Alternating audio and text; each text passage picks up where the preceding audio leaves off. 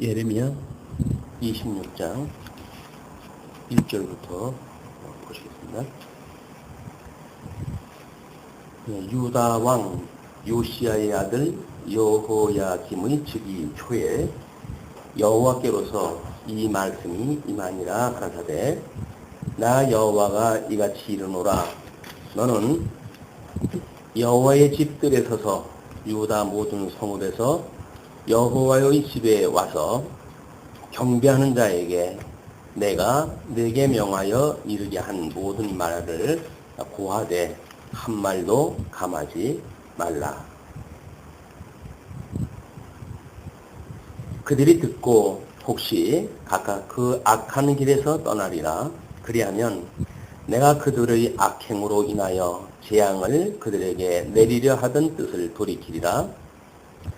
너는 그들에게 이르기를, 여호와의 말씀에 너희가 나를 청종치 아니하며 내가 너희 앞에 둔 내 법을 행치 아니하며 내가 너희에게 보내고 부지런히 보낸 나의 종 선지자들의 말을 이미 듣지 아니하였거니와 너희가 만일 다시 듣지 아니하면 내가 이 집을 실로같이 되게 하고 이 성으로 세계 열방의 저주거리가 되게 하리라 하셨다 하라. 예레미야가 여호와의 집에서 이 말을 하매 제사장들과 선지자들과 모든 백성이 듣더라. 지금 우리 26장은 예레미야의 체포 사건입니다. 예레미야의 그 체포 사건을 통해서 물론 우리는 오실 메시아가 어떻게 이제 체포되어지고 수치를 당하게 되어지는지 그 내용을 확인하게 되어지겠고, 이스라엘 백성으로 보아서는 하나님께서 이스라엘 말기입니다. 이스라엘 말기에 예레미야 선지자를 보내주셔가지고 어떻게 착한 백성들을 뽑으셨다가 심으시는지 이 내용을 지금 증거를 하고 있단 말이에요. 그러니까 우리가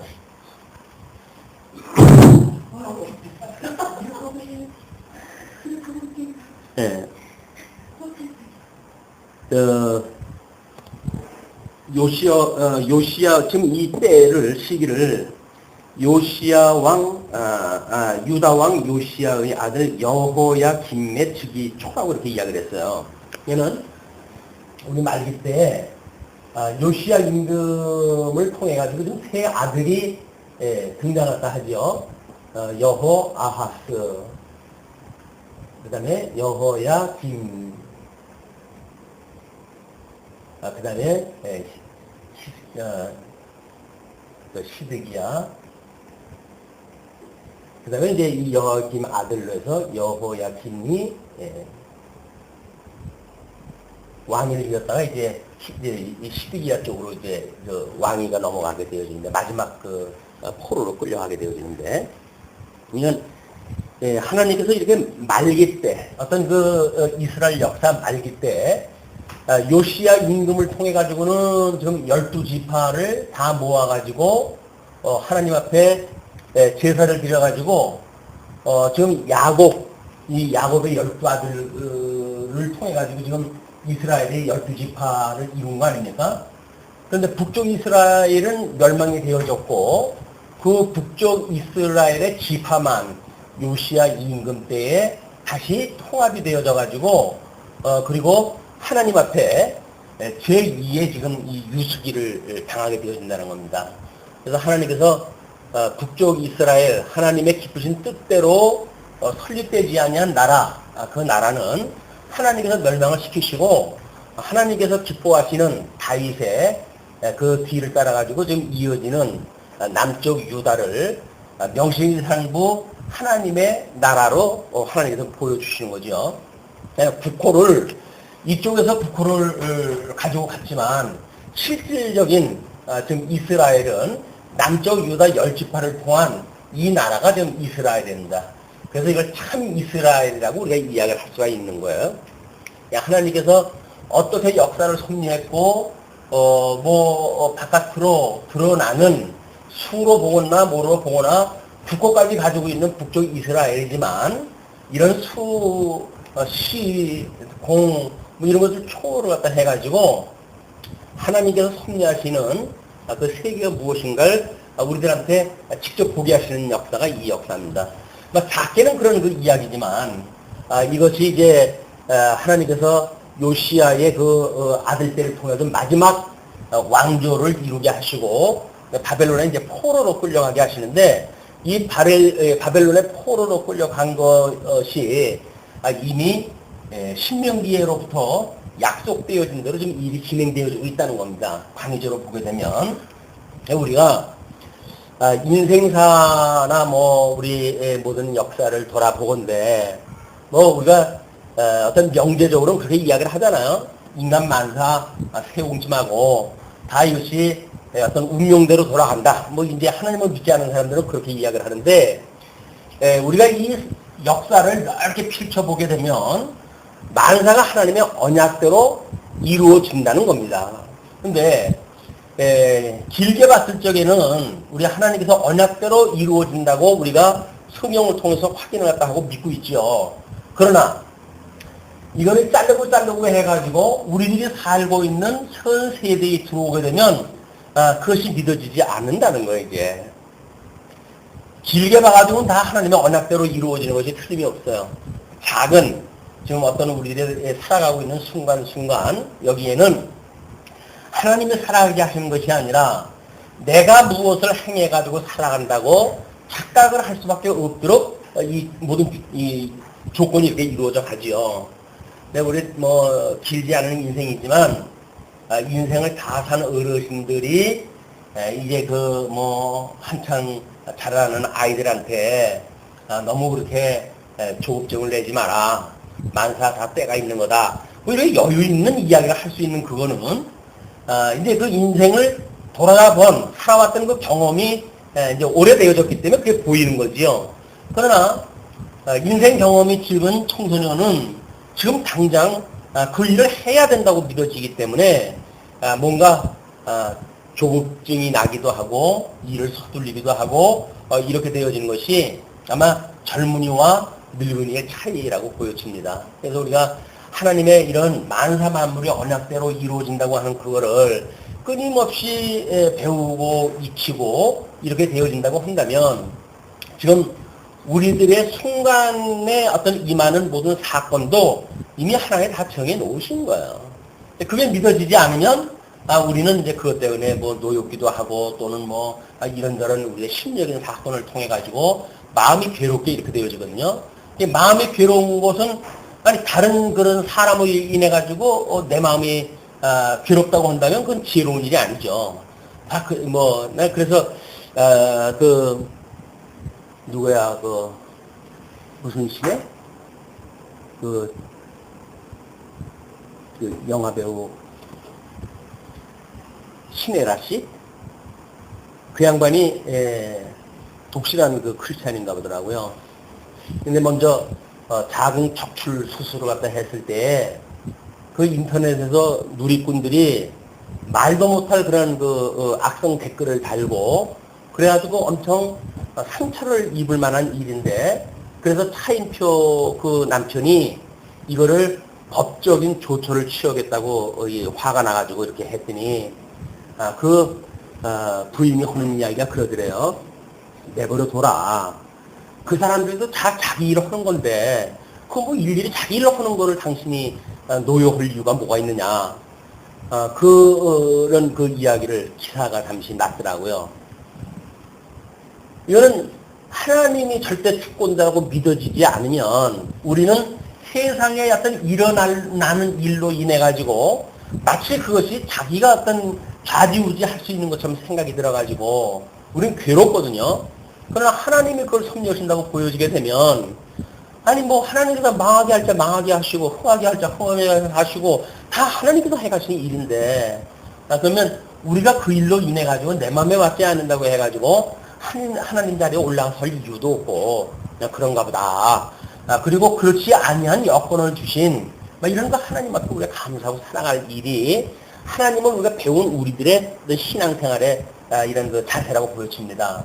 얘는 지금 포로로 끌려가는 이런 것이 지금 얼마 남지 않았어요, 이제.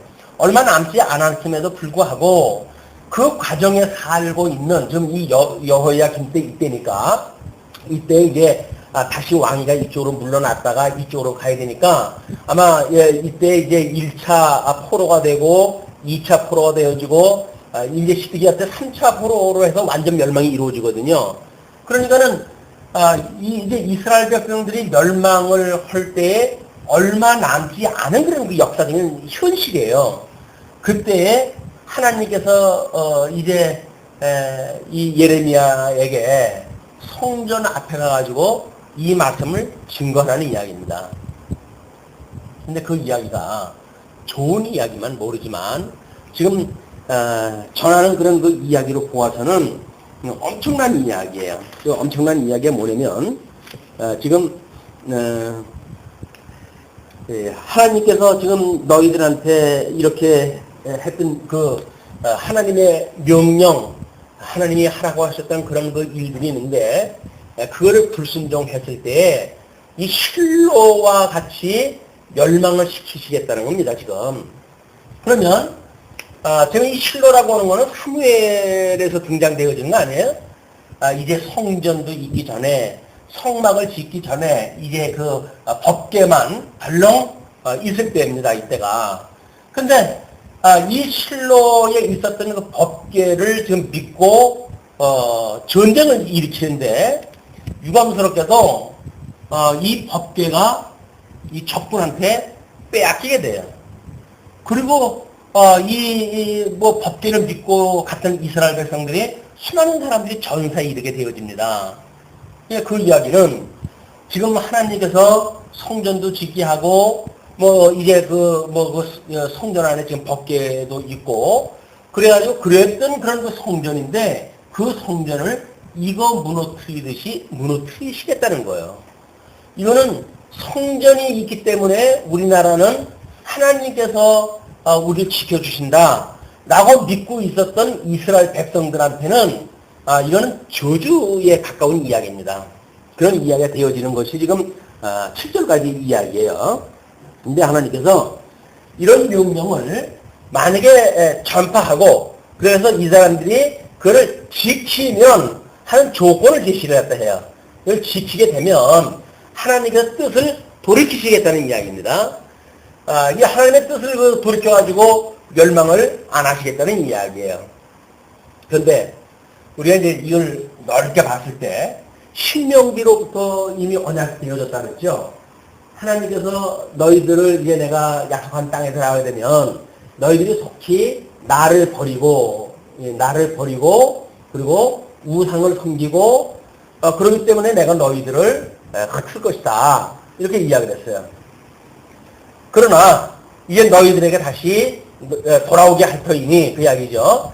돌아오게 할 터이니 이때에 너희는 나의 백성이 되어지고 나는 너희 하나님이 될 것이다. 이미 모세 오경에서 약속되어진 일이거든요. 이 모세 오경에서 약속되어졌는데 지금 그 시기 바로 전에 지금 예레미야한테 이런 그 말씀을 전하라고 그랬단 말이에요. 그러면 예레미야가 이 말을 전하게 되면 이 사람들이 지켜가지고 하나님의 뜻을 돌이킬 수 있는 어떤 그런 여지가 있는가에 대한 문제입니다. 그렇지 않겠어요? 하나님께 이렇게 이야기를 했으니까. 근데 역설적이게도 하나님께서 지킬 수 없다는 이야기예요. 지킬 수가 없다는 이야기예요.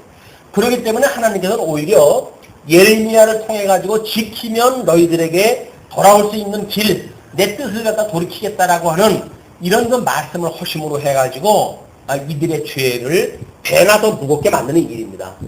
아니 열죄에 의해 가지고도 우상을 섬겼고 그리고 이제 몰라가지고 그랬게 했다고 변명할 거리가 있겠지만 예레미야를 통해 가지고 이렇게 이 성전 앞에서 선포를 갖다 했는데도 불구하고 그들이 만약에 이걸 지키지 않았을 적에는 하나님께서 하나님의 뜻대로 이걸 이제 흩어버리실 거 아니겠어요? 그냥 이들은 변명거리가 있을 수 없는 거예요. 변명거리가.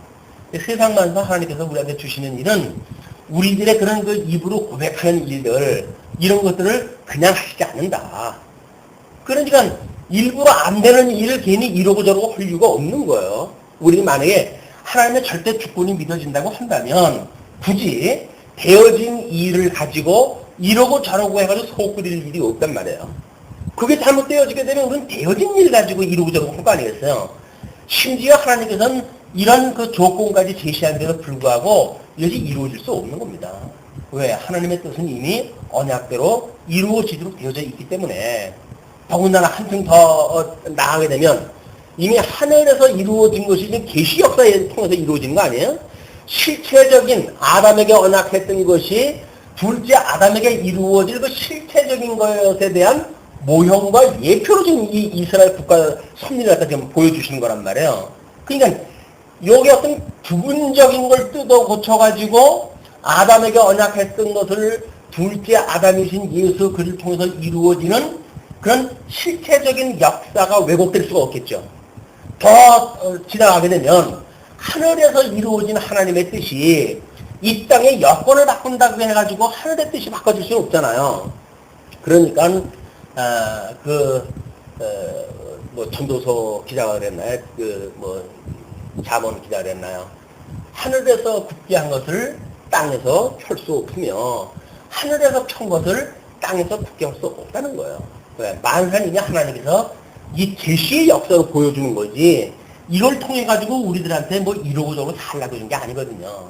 그냥 우리가 좀 더 지혜롭게 이 주어진 일에 대해서 이것이 하나님의 뜻이로구나 라고 생각을 갖다 해서 우리들의 어떤 심령의 평강을 지키는 일이야말로 예수 그리스도를 우리가 품고 사는 우리의 마음 상태다. 이 예수 그리스도를 품고 사는 우리의 마음이 흐트러지게 되면 여전히 우리는 예수 그리스도와 상관없는 어떤 그 육체의 소욕에 의해 가지고 정랑의 소를 살아갈 수밖에 없어요. 늘 불만, 불평 또는 그걸로 시기, 질투, 미움라고 하는 육체의 소욕에 의해 가지고 매일같이 흔들릴 수밖에 없다. 하나님의 뜻이 이렇게 이루어지는 것을 미뤄 봤을 때 우리 예수님께서 이제 이게 십자가에 죽으실 것을 지금 보여주는 거 아닙니까? 그럼 예수님이 십자가에서 돌아가시지 않으면 예수님이 어떻게 부활을 갖다 하시겠어요? 그러니까 예수님은 이미 부활을 전제해가지고 돌아가신 거기 때문에 돌아가시는 여건을 가지고 이거를 주님 그러면 어떻게 해요? 그렇게 우리가 당신을 따른 지가 얼만데 이제 와서 당신이 다 버리고 간다니 그럼 우리는 뭐란 말입니까? 라고 하는 그런 거 일은 지혜로운 일이 아니라는 얘기예요. 예수님 돌아가신다고 했더니 제자들이 난리가 났잖아요. 그럼 제자들이 자기를 위해서 그런 거, 예수님을 위해서 그런 건가요? 돌아가시면 안 됩니다, 주님. 라고 하는 것이 예수님을 위해서 그런 건가요? 아닌 거예요. 자기네들이 생업도 팽겨치고 3년 동안 따라다녔는데 이제 와도 예수님이 돌아가신다고 한다면 그럼 우리 어떻게 하란 말입니까? 라고 하면 결국 자기 문제거든요. 그거를 하나님을 사랑하는 것처럼 왜곡을 갖다 해가지고 이러고 저러고 하는 이야기들 하나님이 그 속을 왜 모르시겠어요? 우리들도 어느 정도 이제 성경을 공부하니까 그 속이 보이잖아요. 그 제자들이 했던 그 말에 속이 들여다 보이잖아요. 그냥 사람들의 어떤 이 입으로 하는 이야기 우리가 듣는 거는 그거는 촉보예요, 촉보. 그 사람이 말을 갖다 할 때 그 말의 이면을 볼 수가 있어야 그래도 지혜로운 거고 궁극적으로 하나님의 뜻을 알게 되면 그는 더 고수고 속셈만 아는 정도야 조금 세상에서 통박을 잊지 않은 사람들은 다 보잖아요. 아무리 좋은 얘기를 갖다 해도 뒤에서 속을 갖다 아는 사람은 혹은 혀를 차잖아요. 그러니까 하나님 모르는 사람도 그런다니까요. 하나님을 안다고 한다면 하나님께서 저런 자리에 두시게 되면 저럴 수밖에 없는 것이 인생이로구나. 이것이 믿어지니까 우리 주님 앞에 더욱 우리가 가까이 나가고 싶어하고 주님을 의지하고 싶어지는 것이 신앙생활이란 말이에요. 지금 이스라엘 백성들한테 예레미야를 통해 가지고 여호와가 길때 바로 너희들 실로에서 멸망했던 것처럼 너희들 다 흩어버리겠다는 그 이야기는 이때 법궤를 뺏기고 이미 전사를 해가지고 박살이 났으니까 이 역사를 알고 있는 사람들의 입장에서 보게 되면 지금 성전이 있기 때문에 우리나라는 멸망하지 않아 라고 믿었던 모든 당시의 사람들한테는 충격적인 사건이란 말이에요. 이 충격적인 사건을 지금 예레미야한테 이걸 이야기하라는 거죠. 이게 보통 어려운 문제죠. 이게 쉬운 문제가 아닙니다. 근데 지금 그 5절에 보니까 이렇게 이야기해. 내가 너희에게 보내고 부지런히 보낸 나의 종 선지자들의 말을 이미 듣지 아니하였거니와 너희가 만일 다시 듣지 아니하면 이제 다시 듣지 않는 그저기까지 이야기를 하죠. 내가 이 집을 실로같이 되게 하고 이 성으로 세계 열방의 저주거리가 되게 하리라 하셨다. 예수 믿는 사람들이 처음에는 뭐 성령 감동을 받아가지고 우리가 뭐 증인의 삶을 산다, 뭐 어쩐다, 뭐 뜨거운 마음을 가지고 살아가는지 모르죠. 살아가다 보게 되면 세상이 뭐 시들해지거든요. 그렇게 하다 보게 되면 뭐 예수 그리스도를 믿는 믿음의 열정이니 뭐니 다 쓸데없어요. 그냥 일상 삶을 따라가지고 그냥 뭐 나오는 날인다고 그냥 나오고 뭐 이렇게 하는 거지. 정말 예수를 우리가 그리스도로 믿고 그분의 어떤 생명력을 공유하는 이런 가운데 신앙생활하는 기대하기 어렵습니다. 이런 우리들의 어떤 입장을 예수님께서 여러 가지 청나라한 방법으로 표현할 때 했죠. 뭐 귀신을 내쫓는 방법으로 해가지고 그들이 어떻게 이제 그 예수 그리스도가 귀신을 내쫓고 근데 귀신을 내쫓다는 것이 다시 돌아오게 되어지게 되면 얼마나 그 사람의 나중 형편이 먼저의 형편보다 더 중하게 될 것을 이야기를 하잖아요. 그러니까는 지금 이렇게 어떤 하나님께서 약속대로 이렇게 해 가시는데 불순종했음에도 불구하고 그들을 놔준다고 하는 그대로 내어버려 둔다고 하는 그때가 그나마도 그냥 편안한 때예요. 만약에 이렇게 지키면 너희한테 뜻을 돌이켜가지고 돌아가겠다 라고 하는 이야기까지 나왔을 때는 이 사람들의 형편은 먼저 형편보다 7배나 이것이 더 어려운 형편으로 들어가는 거다. 이게 말씀을 듣는 것이 좋은 건지 그거는 딱히 그렇지만도 않아요. 들었는데도 불구하고 안 믿게 되면 나중에 형편이 먼저 믿으면 못 온 거라니까요. 그러니까 하나님께서 나중에 그러는 거예요. 아는 놈이 그래. 아니 몰랐을 적엔 모른다구나 그러지. 알면서 이러고 저러고 하게 되면 하나님께서 그걸 뭐라고 그랬어요. 아는 놈이 그래. 그럴 거 아니겠어요. 근데 오늘 이 새치 험한 놀려가지고 얌실 뭐 예수님이 어떻고 하나님이 어떻고 이야기를 하니까 그걸 안다고 하는 우리들의 삶이 과연 어떠한 삶으로 드러나는가. 그것이 이제 이 관건인데 말로는 우리 하나님하고 늘 함께 사는 사람들인데 현실로 봐가지고는 전혀 먼 데가 있잖아요. 이스라엘 같은 걸 성전에서 하나님 앞에 때를 따라서 제사를 드리고 늘 함께 있어요. 근데 그의 마음들은 하나님의 마음하고는 너무나 먼 곳으로 가 있다고요. 이것이 이 사람들의 어떤 그런 당대의 현재의 문제뿐만 아니라 물론 이런 걸 통해 가지고 온전케 하시는 예수 그리스도께서 이걸 이루시죠. 근데 온전케 하시는 예수 그리스도를 믿는 지금 현재 우리들의 입장에서도 보게 되면 우리들이 하나님의 말씀을 듣고 정말 성경 하루에 몇 절을 읽는다 할지라도 거기에서 하나님의 뜻을 깨닫고 정말 우리 예수님 앞에 더욱 가까이 나가기를 원하는 우리가 어떤 사모하는 마음이 없다고 한다면 우리들의 신앙생활이 그게 하나님 앞에 무슨 관계가 있겠어요. 우리들 스스로 위로를 갖다 받고 나는 예수를 믿으니까 나는 어떻게 나중에 심판을 갖다 미워하고 구원을 받은 거야 라고 내가 나를 설득을 갖다 하는 것하고 하나님께서 인정하지 않는다고 한다면 아무런 소용이 없잖아요. 이 사람들 다 선민이에요. 언약자손들이에요.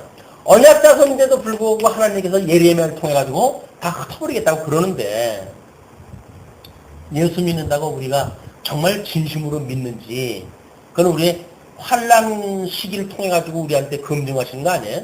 이래도 믿을 거야? 그런 거 이야기예요. 근데 이래도 믿을 거야 라고 이야기할 때 그것이 우리한테 닥치는 시험인데 시험만 오게 되면 우리는 어떻게든지 그걸 모면하려고 해가지고 별의별 방법을 다 쓰잖아요. 우리가 정말 내가 이렇게 너한테 불이익을 줘도 나를 믿을 거야 라고 하는 그런 그 이야기는 성도들한테 엄청난 시험입니다. 그냥 우리 삶이라고 하는 건 시험이에요, 시험. 그래서 우리 주님 앞에 매일같이 우리 시험에 들게 하지 마시고 시험에 들지 않을 수가 없겠죠. 시간세계 살아가고 육신의 소용을 가지고 있는데, 그러나 그 시험에 아주 걸려가 넘어져 버리게 되면 끝나는 거니까 그냥 시험에 들게는 하지 말아 주십시오. 우리 그게 기도하다 하는 거예요. 그 시험에 들면서도 시험에 들은지도 몰라. 그러면 무슨 악에서 구하고 뭐 하나님의 선한 뜻을 우리가 하는 영적 예배가 되겠어요. 영적 예배는 명분일 뿐이에요. 저는 내 좋은 대로 살아가는 거지. 끊임없이 우리가 하나님 말씀을 상고하고 또는 뭐 기도하고 할 때마다 하나님의 선한 뜻이 무엇인가를 분별하고 영적 예배의 삶을 사는 거는 그냥 실질적인 거는 실질적인 거. 어떤 게 뭐 관념적으로 뭐 있는 거를 뭐 끌어다가 뭐 이거 적용을 시키고 그런 문제가 아니에요. 그냥 우리 삶 속에 실질적으로 영적 예배를 드리는 우리들의 신앙의 자세다. 자, 이제 이렇게 이야기했을 때 예레미야가 7절에 그러죠. 예레미야가 여호와의 집에서 이 말을 하매 제사장들과 선지자들과 모든 백성이 듣더라. 자, 들었어요, 이제. 들은 걸로 해가지고 예레미야 사역은 끝난 거예요. 그 사람들이 믿느냐, 믿지 않느냐는 예레미야하고는 전혀 상관이 없는 거예요. 그 강론자가 강론을 갖다 하잖아요. 그냥 뭐, 들으셨어요? 그러면 이제 우리 들으신 분들 몫이지. 제가 뭐 이렇게 해가지고 전했으니까 여러분들 믿어야 됩니다. 이걸 안 믿으면 안 됩니다. 이렇게 할 이유가 없는 거예요. 그냥 객관적인 그런 성경의 이야기를 터가지고 설명하는 걸로 저의 임무는 끝인 거예요. 야, 성령께서 우리 집사님 뭐 기도하신 대로 성령께서 한 가지로 역사를 다 해가지고 전하는 자나 듣는 자가 한 가지 그런 그 은혜 가운데 우리가 이걸 깨닫게 되어지고 우리가 생명으로 점점 자랄 수 있는 양식이 되어졌으면 얼마나 좋겠어요. 이것이. 자, 8절로 9절 보게 되면 예레미야의 체포 사건이 소개가 되어집니다. 예레미야가 여호와께서 명하신 말씀을 모든 백성에 고하기를 마침에, 근데 예레미야는 끝났어요. 근데 그 사건이 어떻게 일어나는지 보십시오. 제사장들과 선지자들과 모든 백성이 그를 붙잡고 이르되 내가 반드시 죽으리라. 말씀을 전한 데밖에 없어요. 그런데 그 결과는 널 죽이겠다는 겁니다. 그게 하나님의 말씀을 듣고 우리가 골수가 쪼개지는 어떤 이 경험을 하게 되어지게 되면 우리는 심한 고통을 느껴요. 그 통증이 안 들었으면 좋을 뻔한 이야기였었는데 그런 그 이야기, 우리는 마음이 든다고 하게 되면 우리는 그 심령 상태가, 그 말씀을 들은 우리의 심령 상태가 저 이야기는 안 들었으면 좋을 뻔 했는데 라고 하는 그 이야기가 많은 사람을 옥에다 가두는 이야기, 입에서 말이 못 나오게끔 하는 그런 그 심리나 똑같은 거겠죠. 그럼 우리는 그런 그 하나님의 말씀을 듣게 되면 이런 심사가 나와야 돼. 육체의 소유로 반응이 일어나야 되는 거예요. 아니 나는 하나님의 뜻대로 잘 사니까 나는 상관없어 라고 말하는 사람은 뭐가 좀 어떤 그 신앙적인 자세란 말이에요. 성령의 소욕으로 우리가 그렇게 깨달아지는 것은 좋으나 우리 육체의 소욕에는 마땅히 지금 하나님의 말씀을 듣게 되면 쪼개지고 소멸되어질 그런 육체의 소욕이 있단 말이에요. 그건 어떤 고통으로 와야 될 거 아닙니까? 말씀을 듣는데 고통으로 느껴지지 않는다는 이야기는 뭐예요? 한마디로 나는 아무런 문제가 없어. 그거 아니에요. 말씀을 듣는데 이스라엘 백성들은 이 고통에 지금 예레미야가 고통의 말씀을 전하게 되어지는데 같은 역사를 지금 우리는 듣고 있는데 우리는 아무런 고통이 안 느껴진다고 한다면 둘의 하나일 거예요. 하나는 이거는 먼 성경에 기록되어져 있는 먼 이스라엘 나라 그리고 과거에 있었던 그런 사건이야. 그러니까 과거의 사건을 치고 해버렸거나 아니면 나한테는 아무런 문제가 없어 라고 하는 그런 그 생각을 가졌거나 두 가지 중에 하나일 거라고요. 그렇다고 한다면 더 이상은 우리가 지금 이 장면이 뽑으신다고 하는 장면 안에 이스라엘 백성들을 흩으시겠다고 했던 그 예언을 이루어가신 장면 아닙니까? 그렇다면 우리들에게도 끊임없이 맞아 라고 하는 자기의 어떤 동의가 만들어져야 하나님의 말씀을 들으면서 뭔가 행동감 있도록 나중에 회복의 역사에 우리가 참여가 되어지는데 포로로 끌려갈 때서부터 내 문제가 아니야. 그 내 문제가 아니라는 그 이야기는 말씀을 들으나 마나. 왜? 뭐 나하고 상관없는 얘기인데 그럼 그 옛날 얘기 좀 들으면 되는 거지. 나하고 뭔 상관이 있어요. 이건 언제라도 그냥 들으면 되는 거라 이거는. 그냥 객관적인 정보니까 언제라도 들으면 되는 거예요. 그러나 오늘 우리가 강론 시간에 이걸 듣는다는 의미는 오늘 이 강론을 듣기 전까지 우리 어떤 삶이 있었을 거예요. 그 삶을 통해 가지고 지금 이것이 우리들한테 지금 이 여호와 김시대에 살고 있던 사람들처럼 우리들의 심령 상태가 그렇게 했을 때 예레미야의 그런 그 말을 통해 가지고 너희들 하나님과 법궤가 있었던 이스라엘 백성도 흩어버리는데 너희들이 지어져가는 성전이라고 내가 그걸 흩어버리면 너희들도 아무것도 아니야 라고 하는 메시지로 이것이 동일시가 돼야 될 거 아닙니까? 물론 뭐 이것이 어떤 양식으로 삼아진다고 하는 뭐 이런 것이 양식이라고 하는 거는 음식을 먹을 때 우리가 계속 씹어야 되잖아요. 계속 씹어야 되는 거예요. 우리 아마 뭐 이제 장로님들 뭐 기도를 식사 기도 하시게 되면 그 우리가 음식물을 꼭꼭 씹어가지고 뭐 영양분이 골고루 퍼지고 뭐 이렇게 말씀을 다 하시고 그러거든요. 하늘 말씀도 마찬가지인 거예요.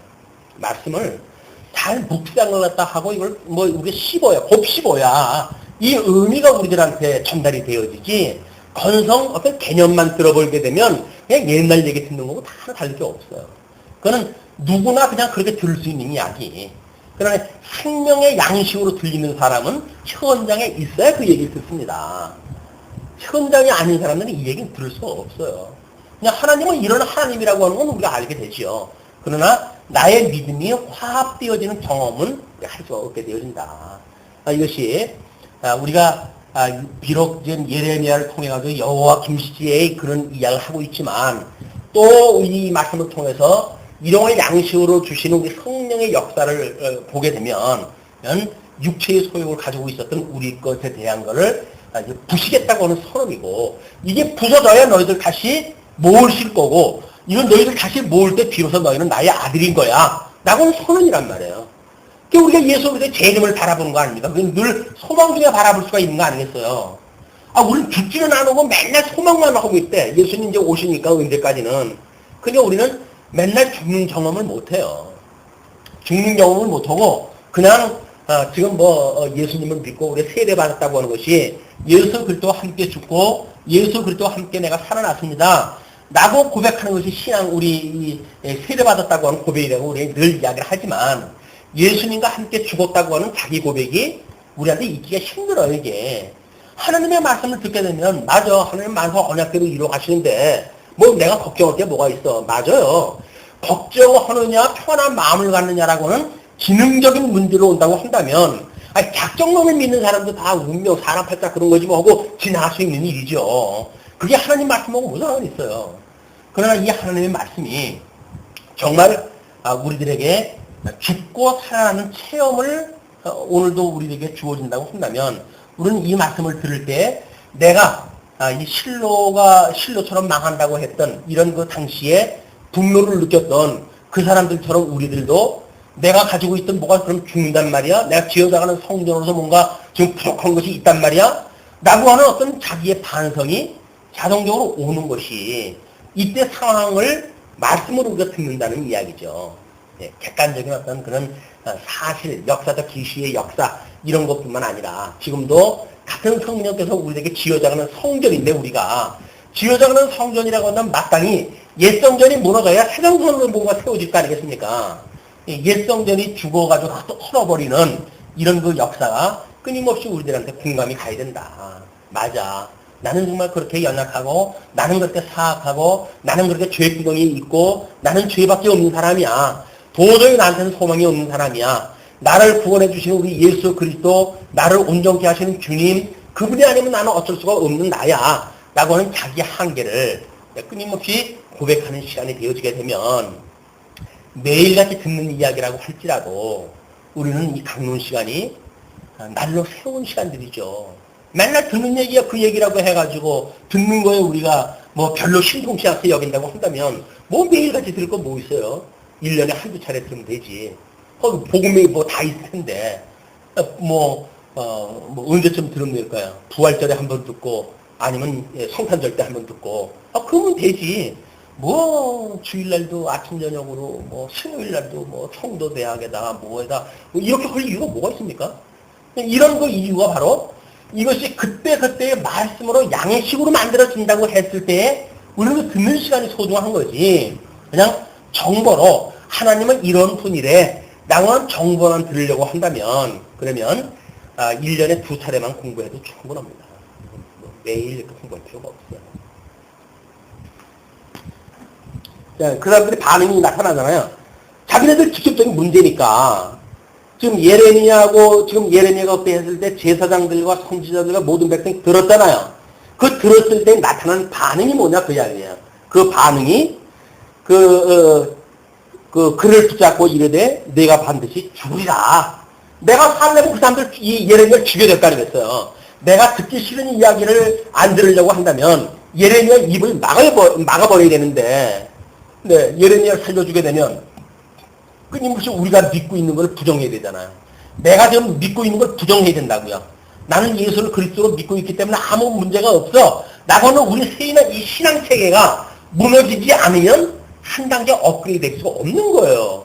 근데 우리는 맨날 그냥 과거에 가지고 있던 그런 그 믿음을 가지고 어제나 오늘이나 우리 여상하신 하나님께서 믿음을 주신다고 믿어지니까 맨날 그 믿음 가지고 사니까 10년을 들으나 20년을 들으나 그냥 그 믿음 그대로 가지고 있는 거예요. 뭐 잘하는 것이 보이지 않아요. 왜? 그냥 그때 예수님 영접했을 때 믿음 가지고 그냥 평생 살아가니까. 말씀을 백날 우리가 공부를 하면 뭐래요? 죽는 경험이 없는데. 그냥 다 그런 거지 뭐 인생살이. 이스라엘 백성들 이야기 나하고 뭐 상관이 있나. 근데 만약에 우리가 지금 현재 이 여호와김 그 당시에 함께 있었다고 한다면 성전에서 예레미야가 전하는 그 말을 듣고 있었다고 한다면 우리들도 예레미야를 잡고 너를 반드시 죽여버릴 거야 라고 우리들한테 이 내부에 있는 악성이 발견되지 않으면 죽지 않을 거고 말씀은 이 생명의 양식을 먹는 죽지 않아요. 그럼 죽지 않으면 생명의 세계를 맛을 본다고요? 죽지 않고 생명의 세계 맛을 본다는 건 거짓말이죠. 어떻게 예수님이 죽으시지 않고 부활하실 수가 있어요? 부활하시려면 마땅히 돌아가셔야 되는 거지. 그러면 예수님만 돌아가시면 되는 건가요? 우리는 그리스도 안에서 매일같이 죽는다 그러는데 사도 바울은 고백을 했잖아요. 매일같이 죽노라. 뭐 매일같이 죽는 게 뭐가 있어요? 조금 듣기 싫은 소리 듣게 되면 온통 저주해버리고 듣기 싫은 소리 우리가 듣고 사는 사람들입니까? 우리 얼마나 하나님 앞에 택함을 받고 대단한 사람들인데 왜 듣기 싫은 소리를 왜 들어요 우리가? 그러니까 우리 죽을 기회가 없어요. 죽을 기회가 없다는 이야기는 영생불사한다는 것이 아니라 새로운 세계를 살 수 있는 기회가 없어진다는 이야기예요. 이건 좀 충격적인 이야기입니다. 우리들이 그 말씀을 들을 때 어떻게 그때 당시에 이 말씀이 이스라엘 백성들을 딱 부시는 예레미야를 통해 가지고 차마 그들을 갖다가 이제 멸망을 선언하는 그런 그 이야기였을 때 물론 직접적으로 우리 예수 그리스도에 대한 예표적인 사건이에요. 예수님이 와가지고 그 약속대로 십자가에 죽으신 거예요. 그러나 예수 그리스도의 죽으심과 부활에 우리가 참여했다고 하는 우리들이 지금 믿음의 입장에서 이 말씀을 듣는다고 한다면 어떠한 믿음의 심리적인 상태가 지금 작동돼야 되는가라고 하는 그 이야기입니다. 네? 어찌하여 내가 여호와의 이름을 의탁하고 이 죄명이 그거야. 지금 예레미야의 죄명이 여호와의 이름을 의탁해서 예언을 갖다 했다는 이야기예요. 하나님의 이름을 망위로 여기고 하나님의 이름이 지금 어디 있습니까? 성전에 있지. 지금 법궤 안에 지금 하나님의 이름을 두신 곳이니까 하나님의 이름을 두신 곳이에요. 거기가 성전에 하나님의 이름을 두신 곳이니까 언약대로 이루신 걸 깨닫게 하시기 위해서 지금 거기에 두신 것 아니겠어요? 근데 여호와의 이름을 의탁하고 예언했다는 이야기고 예언한 내용이 뭐냐면 이 집이 실로같이 되겠고 이 성이 황무하여 거민이 없으리라 하느뇨 하며 그 모든 백성이 여호와의 집에서 예레미야에게로 모여드니라. 두 가지죠. 하나는 여호와의 이름을 의탁해가지고 예언했다 했다는 이야기고 하나는 그 예언한 내용이 이 집이 실로같이 되고 이 성이 황무하여 거민이 없으리라 라고 했던 그 내용이라는 이야기예요. 이때에 어떤 사람들이 자기가 살고 있는 나라가 멸망된다고 하는 이야기에 쉽게 동의를 하겠어요. 지금도 우리 마찬가지죠. 아니 지금 우리가 말씀운동 서원교라고 하는 거를 통해 가지고 뭐 여기가 진리인 정승과 보수를 이야기하고 뭐 이런 이야기도 한단 말이에요. 근데 하나님께서 만약에 말씀운동 서원교에 너희들이 뭐 잘난 거 있어 해가지고 흩어버릴 거야 라고 한다면 우리가 아마 대단히 나설 거려. 무슨 말씀입니까? 우리가 하나님의 뜻대로 그래도 여기까지 왔고 이렇게 살았고 이렇게 해가지고 이야기하겠죠. 이때 살았던 사람들이나 다른 심정이 거기서 똑같겠지. 그런 심정이란 말이에요. 그런 심정. 근데 그 10절로 15절까지 신문을 이제 예레미야가 신문을 받습니다. 유다 방백들이 이 일을 듣고 왕궁에서 여호와의 집으로 올라와서 여호와의 집 세문 어귀에 앉음에 이때 이제 사복권을 가지고 있는 거는 지금 그 방백들로 표시되어진 사람들이죠. 이거는 성전에는 여기에 이렇게 되어 있어요.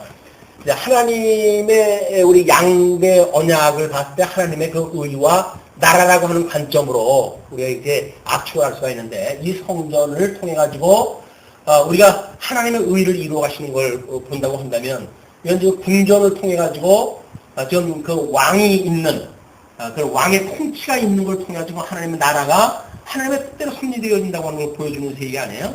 그러니까는 이제 다니엘서도 마찬가지지만 성전이 무너지는 일과 그 다음에 성곽이 무너지는 일로 두 가지가 같이 이야기가 되어져요.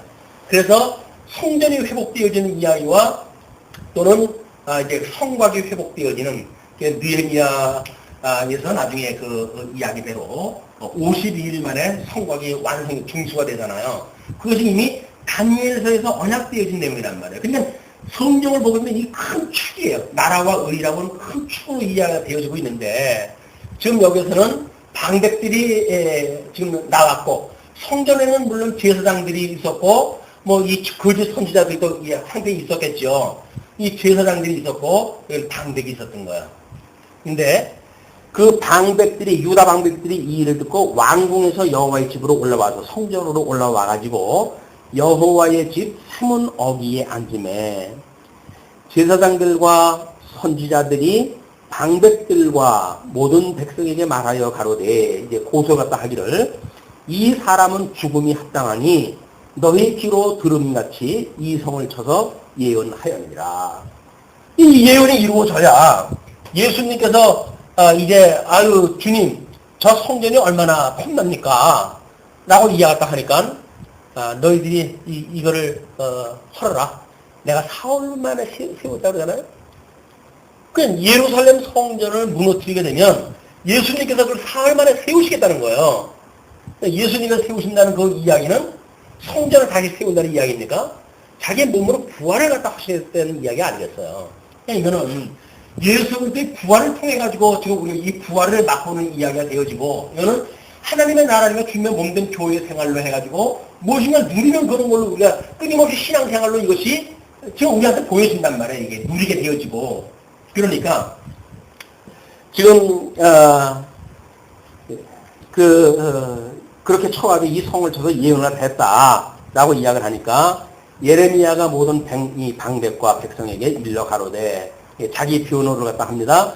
여호와께서 나를 보내사 너희의 들은 바 모든 말로 이 집과 이 성을 쳐서 예언하게 하셨느니라. 그런즉 너희는 너희 길과 행위를 고치고 너희 하나님 여호와의 목소리를 청종하라. 그리하면 여호와께서 너희에게 선고하신 재앙에 대하여 뜻을 돌이키시리라. 이렇게 해가지고 지금 하나님께서 전하라고 했던 이야기를 통해 가지고 자기를 표현을 갖다 했어요. 보라, 나는 너희 손에 있으니 너희 소견 좋은 대로 선한 대로 옳은 대로 하려니와. 그건 예레미야를 포로로 잡고 있는 사람들의 몫이에요. 그것이 뭐예요? 너희 소견 선한 대로 옳은 대로 하려니와. 너희들이 날 죽이겠다고 한다면 죽이는 거고 살리겠다고 하면 살리는 거고 너희들 소견 좋은 대로 할 것이거니와. 너희는 분명히 알라. 너희가 나를 죽이면 정령이 무죄한 피로 너희 몸과 이 성과 이 성 거민에게로 돌아가게 하리라. 이 무죄한 피, 예레미야가 주었던 그 피로 하여금 거기에 참여했던 모든 자들한테 돌아가게 하시겠다. 그런 그 이야기죠. 그것이 바로 신원하는 선한 자들의 우리 하나님 앞에 드리는 고백이에요.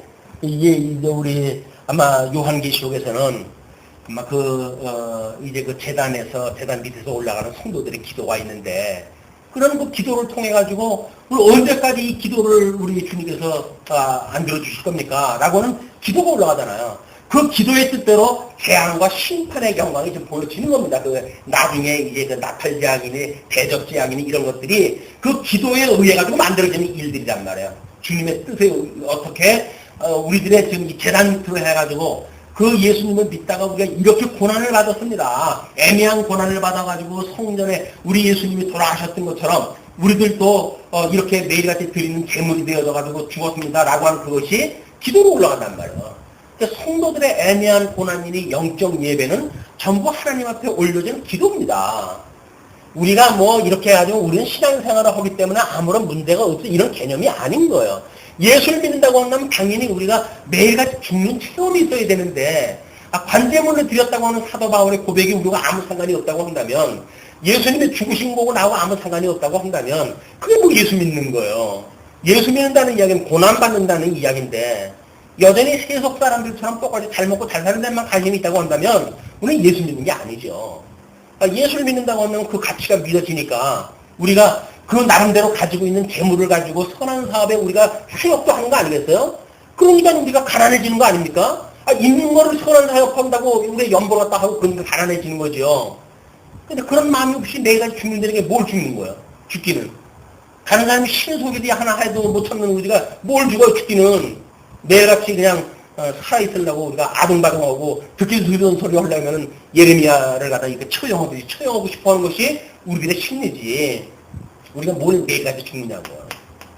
이런 것들이 신앙생활로 우리들의 이 일용할 양식이 되어져가지고 매일같이 죽는 체험이 이것이 일용할 양식이 되어지는 거다. 꼭꼭 씹어가지고 양식을 꼭꼭 씹어가지고 삼켜야 돼요. 이게 부서져야 돼, 이 음식이. 그래가지고 우리들의 이 영양분으로 공급되어지는 거 아닙니까? 근데 말씀을 뭐 꼭꼭 씹는 게 아니라 꿀꺽꿀꺽. 요즘 제가 식욕이 좋아져가지고 어떻게 밥을 빨리 먹는지 집사람이. 왜 이렇게 밥을 빨리 먹냐고. 맛있는 걸 어떻게 해요? 맛있어가지고 식기 전에 넘어가는 걸. 음식은 꼭꼭 씹어가지고 이제 먹었을 때 우리가 이 영양분이 공급되어지는데 그냥 목구멍에서 땡긴다고 해가지고 씹히다 꼭꼭 땡기니까 배만 나온다는 거예요, 집사람 얘기. 그렇게 식생활이 그 자세가 그래가지고 배만 나온다고. 맞아요. 맞는 이야기예요. 말씀도 꾹꾹꾹 먹으면, 씹지 않고 먹으면 포만감만 생겨요. 비만만 만들어지고 배만 나와가지고. 신앙생활이 어떤 실리적인 신앙생활이 아니라 뭐 배가 불러가지고 포만감 갖는 더 이상 말씀도 필요 없고 뭐 신앙생활도 소중한 것도 없고 뭐 교회생활에 뭐 중요한 것도 없고 그냥 그렇게 살아가는 우리 신앙생활도 베풀고 만들니까요. 왜? 말씀을 꿀꺽꿀꺽 먹어가지고 이걸 통째로 다 먹어버려서 통째로. 통째로 먹으면 언약대로 이루어지는 이야기라니까요. 넓게 보게 되면 다 언약대로 이루어지는 거예요. 그런데 협의적으로 보게 되면 지금 당장 우리한테 주어지는 조건이 되니까요. 이럴래 저럴래. 하나님 말씀을 가지고 심판이에요. 심판. 하나님 말씀이 심판을 우리가 듣습니까? 우리는 이미 다 도같은 사람들인데 그러니까 우리는 예수님 위에 올라가 있어요. 이미. 말씀에 관한 한 우리 예수님 위에 올라가 있어요. 뭐 어떤 분은 그러지 않아서 뭐 사도 바울보다 더 우리가 말씀을 분명히 깨닫는 때에 왔다 그런 그 이야기를 하고 그러면서 회자가 되고 그러는데 우리의 하나님의 말씀은 우리가 잠시라도 깨어있지 않으면 안 됩니다. 이 말씀을 들으면 곱씹어가지고 그 이야기가 하나님께서 지금 성경에 통해가지고 이스라엘 역사의 이야기가 아니라 오늘을 살고 있는 나한테 주는 말씀이로구나. 이것이 믿어져야 우리는 오늘도 예수님 앞에 자복하고 죽어야죠. 그래 우리 주님께서 위로하다 해주실 겁니다. 언약대로 이룬다고 하는 40만 짓고도 이것만 믿고도 우리는 아주 마음 편하게 살 수 있습니다. 그렇지 않겠어요? 마음 편하게 살죠. 다 하나님의 뜻대로 이루어지는데 뭐 겁날 게 뭐가 있어요? 다 뜻대로 이루어지는 건데. 근데 문제는 나하고 아무 상관이 없다는 거예요. 그냥 이렇게 사람은 우리 이렇게 우리 무시하는 사람들이 지나가듯이 난 아무 사람들한테 관심도 없고 이 성경을 지나가는데 성경하고 나하고 아무 상관이 없어요. 그냥 객관적인 진리로 지나가 버리고 우리가 이 안에 있다고 하는 말씀 안에 있다고 하는 그 말씀이 우리의 일용할 양식이 되어져 가지고 정말 이때에 전했던 그 말씀을 우리들이 들어가지고 매일같이 우리가 여기서 매일같이 죽는다고 했던 사도 바울의 그 고백에 우리가 동의했다 하는 이런 신앙생활이 되어졌으면 좋겠다 하는 생각이 듭니다. 자, 그러면서 이제 그렇게 왔을 때 이상한 반응이 벌어져요. 예레미야한테 그렇게 이야기하다 하니까 이제 그 14절 보라 나는 너희 손에 있으니 너희 소견은 좋은 대로 옳은 대로 하려니와 너희는 분명히 알라 너희가 나를 죽이면 정령이 무지한 피로 너희 몸과 이성 거민에게로 돌아가게 하리라. 이는 여호와께서 진실로 나를 보내사 이 모든 말을 너희에게 이르게 하셨습니다. 우리 예레미야는 이제 그렇게 사실에 대한 걸 이야기를 했을 때 또 나타나는 반응이에요. 한번 진일보되어져 가지고 사건이 진행되어진 뒤에 그 예레미야의 변호를 들었을 때 어떤 그 양상으로 나타납니까? 16절로 19절 방백과 백성들이 예레미야를 변호하게 되었습니다. 이상한 일이 벌어지죠. 지금 그 말을 들었던 제사장이나 선지자들은 방백들 앞에서 고소했다 해가지고 이걸 죽이려고 지금 이렇게 고소했다 했는데 오히려 방백이나 백성들은 예레미야 그 말에 동의했다 하는 거예요. 그러면서 방백들과 모든 백성이 제사장들과 선지자들에게 이르되 이 사람이 우리 하나님 여호와의 이름을 의탁하고 우리에게 말하였으니 죽음이 부당하니라.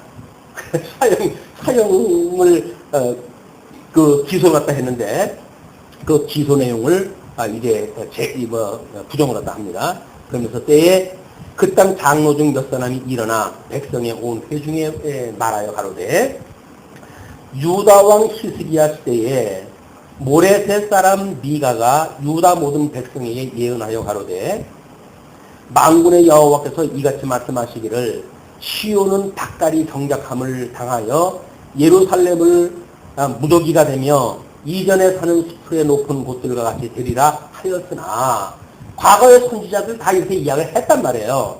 아마 이것이 지금 닭다리의 그 문제를 나오니까 아마 미가 선지자의 그런 그 이야기를 들은 것이 아닌가. 미가 선지자는 북쪽 이스라엘 멸망에 대해서 지금 예언했던 선지자인데 그때 그 말을 인용을 해가지고 그렇게 말하면서 유다 왕 히스기야와 모든 유다가 그를 죽였느냐? 그때도 그 왕이 그 말을 들었는데 그 유다가 그를 죽였느냐? 히스기야가 여호와를 두려워하여 여호와께 간구하며 여호와께서 그들에게 선고한 재앙에 대하여 뜻을 돌이키지 아니하셨느냐? 그래서 과거 지혜가 있는 자들은 과거의 역사를 통해서 현재를 해석할 수가 있는 거예요. 과거를 모르는 사람이 현재 해석할 수가 없는 겁니다. 과거를 무늬만 따가지고 현재에다 그냥 옮겨 이제 살려고 하는 사람들은 지혜 있는 사람들이 아니죠. 하나님께서 어떻게 섭리하시는가를 깨닫게 되어지게 되면 히스기야 때도 분명히 선지자를 통해서 멸망을 예언을 했는데 그 왕이 그 말을 듣고 하나님 앞에 마음을 돌이킨 거예요. 그러니까 하나님께서 그 멸망을 유보를 갖다 시키셨다는 거 아닙니까? 그러니까 이제 19절 유다 왕 히스기야와 모든 유다가 그를 죽였느냐? 히스기야가 여호와를 두려워하여 여호와께 간구하며 여호와께서 그들에게 선고한 재앙에 대하여 뜻을 돌이키지 아니하셨느냐? 우리가 이같이 하면 우리 생명을 스스로 크게 해야 하는 일이니라. 우리들한테 지금 해가 닥칠 일이다 그 얘기죠. 그렇게 하니까 20절로 24절 선지자 우리아의 죽음과 예레미야의 보호를 이렇게 이제 소개했다 합니다. 또 여호와의 이름을 의탁하고 예언하는 사람이 있었는데 곧 기랏 여아림 스마야의 아들 우리아라. 그가 예레미야의 모든 말과 같이 이 성과 이 땅을 쳐서 예언하며 여호야김 왕과 그 모든 용사와 모든 방백이 그 말을 듣고는 왕이 그를 죽이려 하매 우리아가 이를 듣고 두려워 애굽으로 도망하여 간지라. 여호야김 왕이 사람을 애굽으로 보내되 곧 악보의 아들 엘라단과 몇 사람을 함께 애굽으로 보내었더니 그들이 우리아를 애굽에서 끌어내어 여호야김 왕에게로 데려오매 왕이 칼로 그를 죽이고 그 시체를 총민의 묘실에 던지게 하였다 하니라.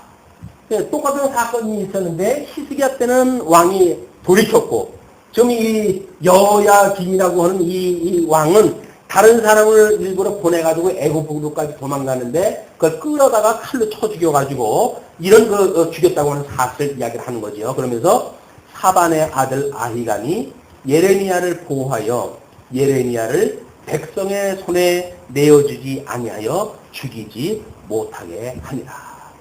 이렇게 해서 예레미야가 지금 보호를 받아요. 왜? 아직도 예언을 갖다 할 이야기가 지금 이제 27장, 28장, 29장 넘어가게 되면 돌아올 것을 회복을 갖다 하는 그런 예언을 갖다 할 것이 남았거든요. 그래서 하나님께서 지금 아히감을 통해 가지고 예레미야를 보호를 갖다 하십니다. 27장 1절로 27장은 줄과 멍에를 통한 이 상황을 소개하는 내용으로 우리가 구분을 했습니다.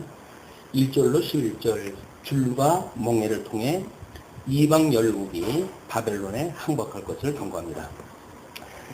유다 왕 요시야의 아들 여호야김의 즉위한 지 오래지 아니하여서 여호와께서 말씀으로 나 예레미야에게 이르시느니라. 여기서 그 내용을 지금 요시야의 아들 여호야김의 때로 이야기했다 했는데 많은 성경학자들이 아마 이거를 사원을 옮겼을 때에 시드기야 때인데 잘못 쓴 것이 아닌가 그렇게 설명을 하는 사람들이 많고 그리고 또 다른 그 번역본 같은 데는 시드기야를 이렇게 되어져 있다고 그래요. 시드기야로 기록이 되어져 있다고 그래요. 그리고 그 아래 문장을 갖다 미처 보았어들 볼 때에도 이것이 시드기야라고 하는 그런 그 이야기가 맞는 걸로 설명이 되어집니다. 2절을 한번 보세요. 여호와께서 이같이 내게 이르시되 너는 줄과 멍에를 만들어 내 목에 얹고 유다 왕 시드기야를 보러 예루살렘에 온 사신들의 손에도 그것을 붙여 에돔 왕과 모압 왕과 암몬 사람의 왕과 두로 왕과 시돈 왕에게 보내며 그들에게 명하여 그 주에게 이르게 하기를 만군의 여호와 이스라엘의 하나님이 말씀하시되 너희는 너희 주에게 이같이 고하라. 나는 내 큰 능과 나의 든 팔로 땅과 그 위에 있는 사람과 짐승들을 만들고 나의 소견에 오른 대로 땅을 사람에게 주어노라. 이제 내가 이 모든 땅을 내 종 바벨론 왕 느부갓네살의 손에 주고 또 들짐승들을 그에게 주어서 부리게 하였나니 열방이 그와 그 아들과 손자를 섬기리라. 그의 땅의 기한이 이르면 여러 나라와 큰 왕이 그로 자기를 섬기게 하리라마는 나 여호와가 이르노라. 바벨론 왕 느부갓네살을 섬기지 아니하는 국민이나 그 목으로 바벨론 왕의 멍에를 매지 아니하는 백성은 내가 그의 손으로 진멸시키기까지 칼과 기근과 연병으로 벌하리라. 자, 이제 시드기야 때의 그런 그 이야기로 넘어가가지고 지금 유다 왕 시드기야를 보러 사람들이 지금 이 예루살렘으로 온 사신들이 있을 때라고 그렇게 이야기를 하는 걸로 보아서는 시드기야가 여전히 반 바벨론 정책을 써가지고 지금 바벨론하고 대적을 하려고 그런 인접 국가들하고 지금 이게 모의를 갖다 할 때 연합정선을 필 때라고 보통 짐작이 되어집니다. 그때 온 사신들에게 그것을 붙여가지고 이제 보내라 그 이야기거든요. 그것이 뭐냐면 줄과 멍에를 만들어 내 목에 얹고 그걸 보내라는 이야기는 뭐 그렇게 해가지고 각 사신들 목에다가 이 멍에를 얹어가지고 보내라는 이야기가 아니라 지금 예레미야가 했던 그 모습을 그들이 그대로 보고 고국에 돌아가가지고 이야기할 수 있도록 그걸 연출해라 그런 그 이야기죠.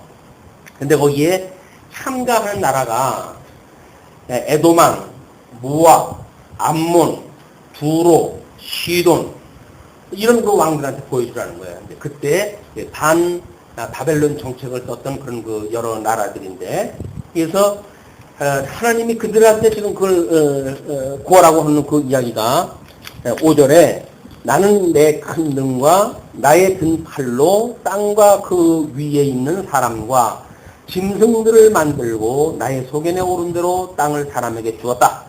이게 이제 창세기에 나와 있는 그 이야기 아니에요? 그냥 하나님께서 천지를 창조하시고, 이제 그 1장 28절에 하나님께서, 이제 복을 주시며 그 나라를 약속을 할 때에도, 모든 그 짐승을 만드시고 그를 다스리라. 이렇게 이야기를 하셨단 말이에요. 그러니까, 지금 그 위에 있는 사람과 짐승들을 만들고, 나의 소견에 오른 대로 땅을 사람에게 주었다. 이제 내가 그 땅을 내 종 바벨론 왕 느부갓네살의 손에 주고 또 들짐승들을 그에게 주어서 부리게 하였나니, 하나님께서 느부갓네살이라고 하는 바벨론 왕을 하나님께 종으로 갖다 삼으신 거예요. 그때 모든 열국 중에 그를 종으로 삼아가지고 이제 그에게 모든 그 만들어 다스리라고 했던 걸 좀 맡기셨다 그 얘기죠. 물론 이제 이런 그 하나님의 어떤 기름 부음 받은 자의 의미가 있는 뜻은 나중에 파사 고레스 왕 때도 그것이 그대로 적용이 되죠. 이렇게 하나님께서는 이방 왕도 하나님의 뜻을 이루어가는 도구로 좀 쓰신단 말이에요.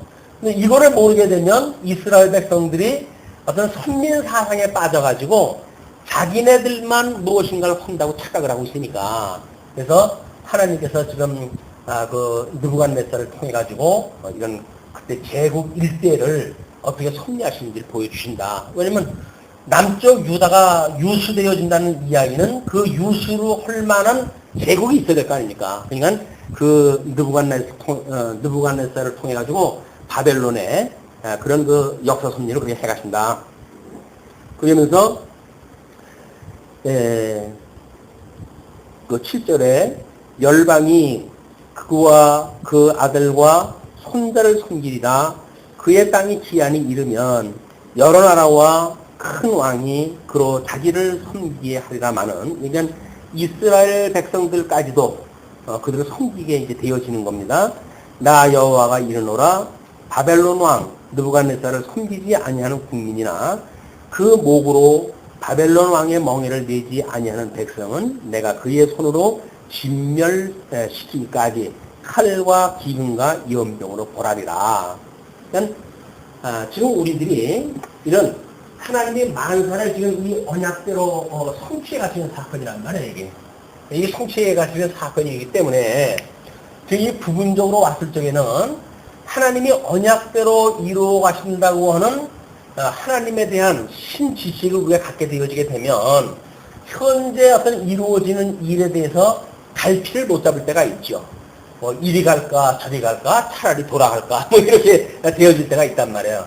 그런데 이제 이런 하나님의 원리를 우리가 깨닫게 되어지게 되면 하나님이 이렇게 하게 하시는 대로 하게 되면 일이 잘 풀리겠죠. 왜냐면 하나님의 뜻대로 하시는 일에 우리가 무임승차가 되어진 거니까. 그러나 하나님의 뜻이 아닌 나의 뜻대로 무언가를 관철시키려고 한다면 그 일은 무지무지 어렵습니다.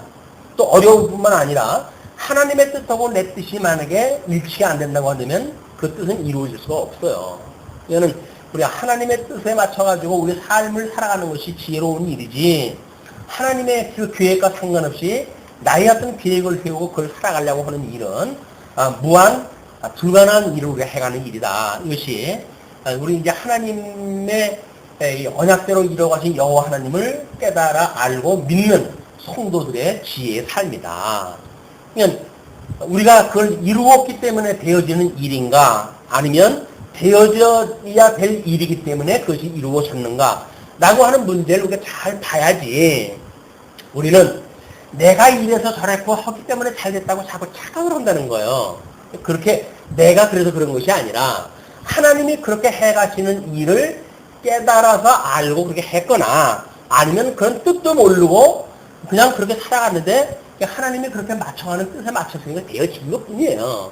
근데 그 뜻을 알고 고백을 하는 사람들은 지혜로운 사람들이고, 하나님이 그렇게 하나님의 뜻대로 살아가도록 했는데도 불구하고 하나님의 뜻이 이루어진 걸로 믿지 못하고 자기의 어떤 노력으로 이루어졌다고 믿는 사람들은 미련한 사람이다 그 이야기예요.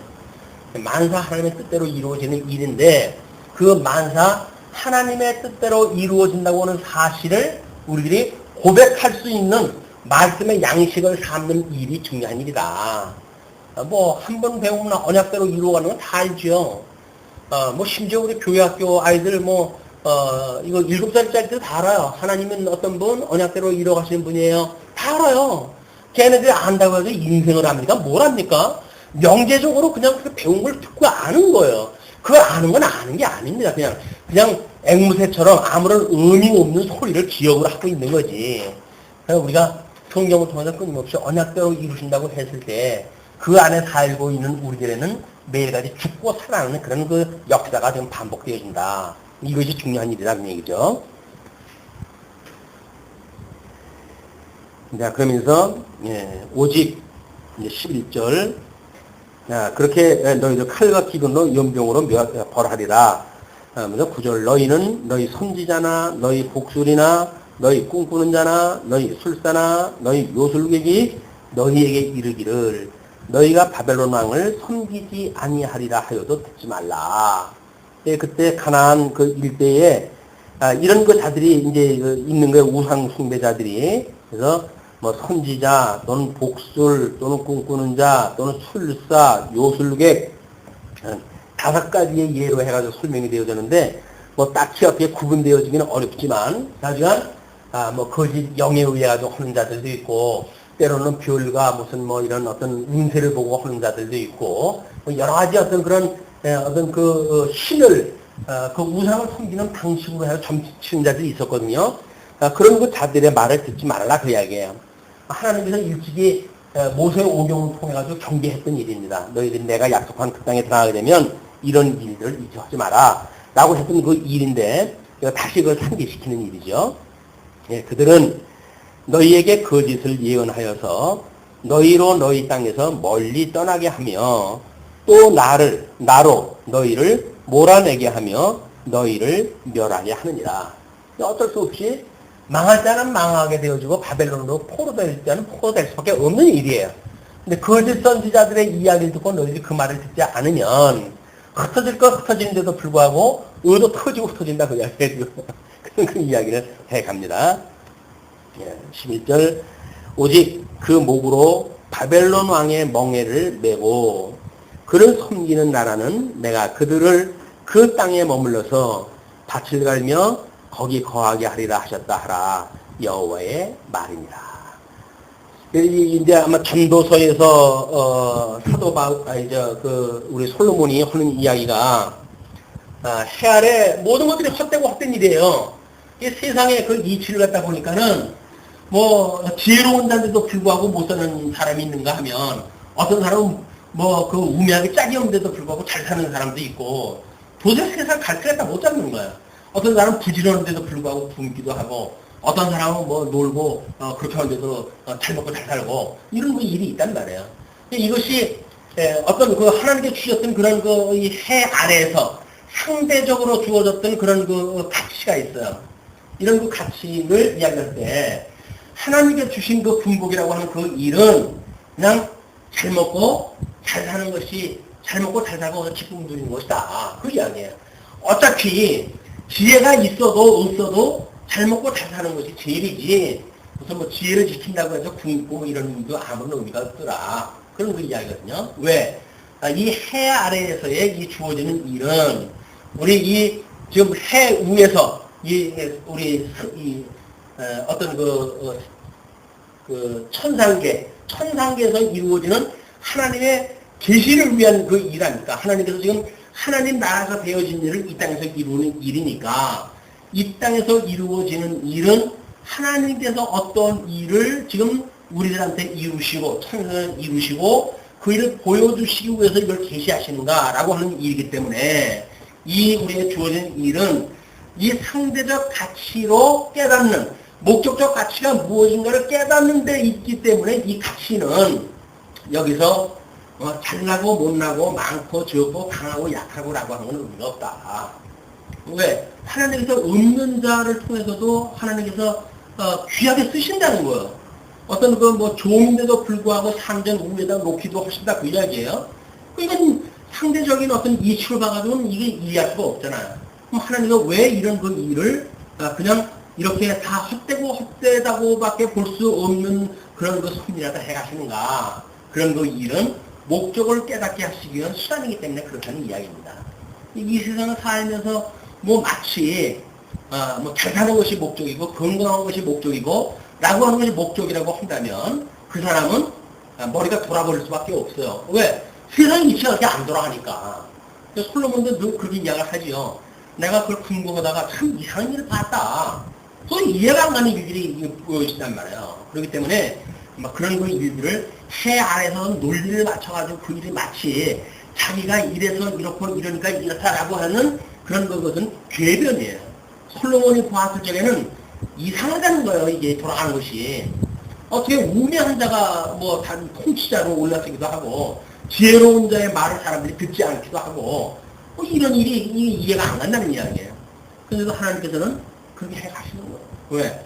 하나님의 이 천상에서 이루어진 일을 계시하시는 일이기 때문에 여기서 궁극적인 목적을 찾지 못하게끔 하나님께 해 가십니다. 사람들은 여기서 목적을 찾으려고 하니까 뭐 인간적인 방법을 이야기하고 수단을 이야기하고 그런데 아무런 의미가 없습니다. 단지 하나님이 어떤 분인가를 깨닫는 것으로서의 가치가 있는 거지. 이 계시되어진 세계는 궁극적으로 여기서 뭘 이루는 데 목적이 있는 것이 아니다. 우리는 이래도 저래도 망해도 흥해도 하나님을 깨닫는데 충분한 조건이니까 손해볼 게 아무것도 없어요. 그러나 여기서 만약에 잘 되는 것이 목적으로 살게 되면 열심히 잘 살려고 그랬는데 못 살았다. 그럼 그 사람 한이 품을 거 아니겠어요? 내가 얼마나 노력을 했다 했는데 그럴 거 아니겠습니까? 또 어떤 사람은 뭐 여기서 뭐 어떻게 하나님께서 운이 좋아가지고 뭘 잘 살게 됐어요. 근데 그걸 가지고 자기가 뭐 지혜롭게 뭘 해가지고 잘 살았다고 자랑을 하는데 다른 사람이 봤을 적에 그건 아닌 것 같은데 그러면 얼마나 열받겠어요. 자기를 무시하는 일인데. 그러니까 세상 사람들한테 열받고 살아가는 거예요. 잘 되는 일도 불구하고. 이것이 좀 이스라엘 여호와김 때의 바벨론 정책을 쓰는 모든 사람들이 해가는 일이다 그 이야기예요. 그러지 말고 하나님의 뜻이 이쪽에서 남쪽 유다를 포로로 끌려갈 수밖에 없는 지금 역사 스케줄이 되어져 있는 거예요. 왜? 예수님이 십자가에 죽으셔야 되는 사건, 계시되어야 되는 사건이기 때문에 어쩔 수 없이 역사가 그렇게 돼야 돼요. 그러니까 너희들이 그를 이해한다고 한다면 기꺼이 순종을 해라. 바벨론에 순종을 해라 그 이야기죠. 그냥 그것이 하나님의 언약대로 이루어가시는 일이니까 에이 뭐 그냥 그렇게 뭐 살면 되지. 그건 막연한 개념이 아니에요. 언약대로 이루는데 그 언약이 이렇게 우리가 하나님 앞에 약속한 가나안 땅에 들어가게 되면 불순종할 수밖에 없도록 하나님께서 이미 약속이 되어졌고 뿐만 아니라 그렇기 때문에 너희들을 열방으로 흩트고 그래야지 너희들을 포로로 끌려가게 하고 너희를 망하게 하실 거란 말이에요. 이게 이미 언약되어졌단 말이에요. 언약되어진 대로 망한다고 하는 그런 현실을 직시해야 그 하나님을 의지하고 지금 우리의 현실에 대한 적응을 갖다 해갈 수가 있지. 여기서 나는 뭐 억울해요 뭐 이런 그 이야기는 아무런 의미가 없다. 이것이 믿는 자가 비로소 회복에 참여하게 되어지는 겁니다. 그래서 우리가 이걸 견인이라고 늘 이런 개념으로 이야기를 했는데 하나님께서 처음을 받은 사람들을 뭐 이렇게 부르심을 입은 사람들 많이 뭐 청함을 받은 사람들은 많이 있죠. 그러나 부르심을 입은 사람들은 많지 않단 말이에요. 하나님께 이 계시를 갖다 해가시기 위해서 뭐 대한민국에 1200만이 뭐 기독교인다 어쩌다 뭐 하면 뭐래요. 세상 먹고 살기 좋아지니까 이미 사람들이 썰매 빠져나가잖아요. 그 사람들이 예수를 생명으로 믿는 사람들은 아닙니다. 그럼 오늘날 나머져 있는 사람들은 여전히 그럼 예수님을 생명같이 여기는 사람들인가요? 아닌 거요. 그냥 그 사람들처럼 유사한 그런 걸 가지고 그냥 신앙생활 한 것뿐이에요. 그럼 우리가 이 엄청난 말씀을 깨달았다고 한다면 우리 생명 대신 예수 그리스도 한 몸을 이루고 있다고 한다면 우리가 예수 그리스도 함께 죽고 함께 살아나는 이 의미가 우리 일상적인 삶 속에서 끊임없이 반복적으로 계시의 역사로 드러났다 아닙니까? 이걸 깨달았다고 하면서 다른 사람한테 듣기를 싫어하고 뭐 싫은 소리 조금 들으면 그냥 뭐 온통 우리는 팔을 떨잖아요. 니까짓 게 뭔데 나를 갖다 의심력이냐고. 뭐 니까짓 거나 내까짓 거나 똑같이 무슨 뭐 니까짓 거고 내까짓 거고 다를 게 뭐가 있어요. 그런데 뭐가 달라한다고 한다면 내까짓 거가 대단하니까 니까지 거의 나를 갖다 업신여기니까 못 견디는 거예요. 그러나 하나님 앞에서 보게 되면 너나 나나 헐것없이 똑같은 거예요. 죄 중에 잉태되어졌고 죄 중에 출생되어져 가지고 그냥 죄 가운데 사는 인생인데 달릴 게 뭐가 있어요. 그것이 인정되지 않고 하나님이 뭐 절대 주권을 이야기하고 하는 건 다 새빨간 거짓말인 거예요. 주권을 인정하는 사람이 다른 사람이 니까지 거라고 봅니까? 니까지 것이 그렇게 하게 되면 하나님께서 주권을 의해가지고 그 일을 다 해가는데 그게 믿어지게 되면 우리는 하나님께서 저분은 저렇게 섭리하다 하시고 나는 이렇게 나를 이렇게 섭리하시구나. 그것이 믿어졌을 때 우리는 오히려 그분을 위해서 기도할 수가 있게 되어지고 이렇게 우리가 이제 우리 하나님이 우리를 사랑하셨던 것처럼 용서하셨던 것처럼 우리도 그들을 용서해 줄 수 있는 믿음의 세계로 우리가 살게 되어진다. 그것이 1만 달란트 탕감받은 사람이 100달란트 탕감받은 사람을 용서해 주는 일이란 말이에요. 그게 안 되는 일은 이 하나님의 계시의 사건을 믿지 않는 거예요. 뭘로 믿는 거예요? 해 아래의 상대적 가치가 마치 절대적 가치라고 믿는 거예요. 그러니까 나를 뭐 조금 무시하게 되면 우리가 못 사는 거죠. 말씀에 의해서 죽는 게 아니라 그 말씀에 이 다른 사람이 의심적인 것 때문에 우리 자존심 꺾여가지고 못 사는 거 아니에요. 치를 불불 떨고. 왜 그렇습니까? 우리 말씀에 의해서 내가 죽기 때문에 그러는 건가요? 아니에요. 더 펄펄 살기 때문에 그런 일이 일어나는 거단 말이에요.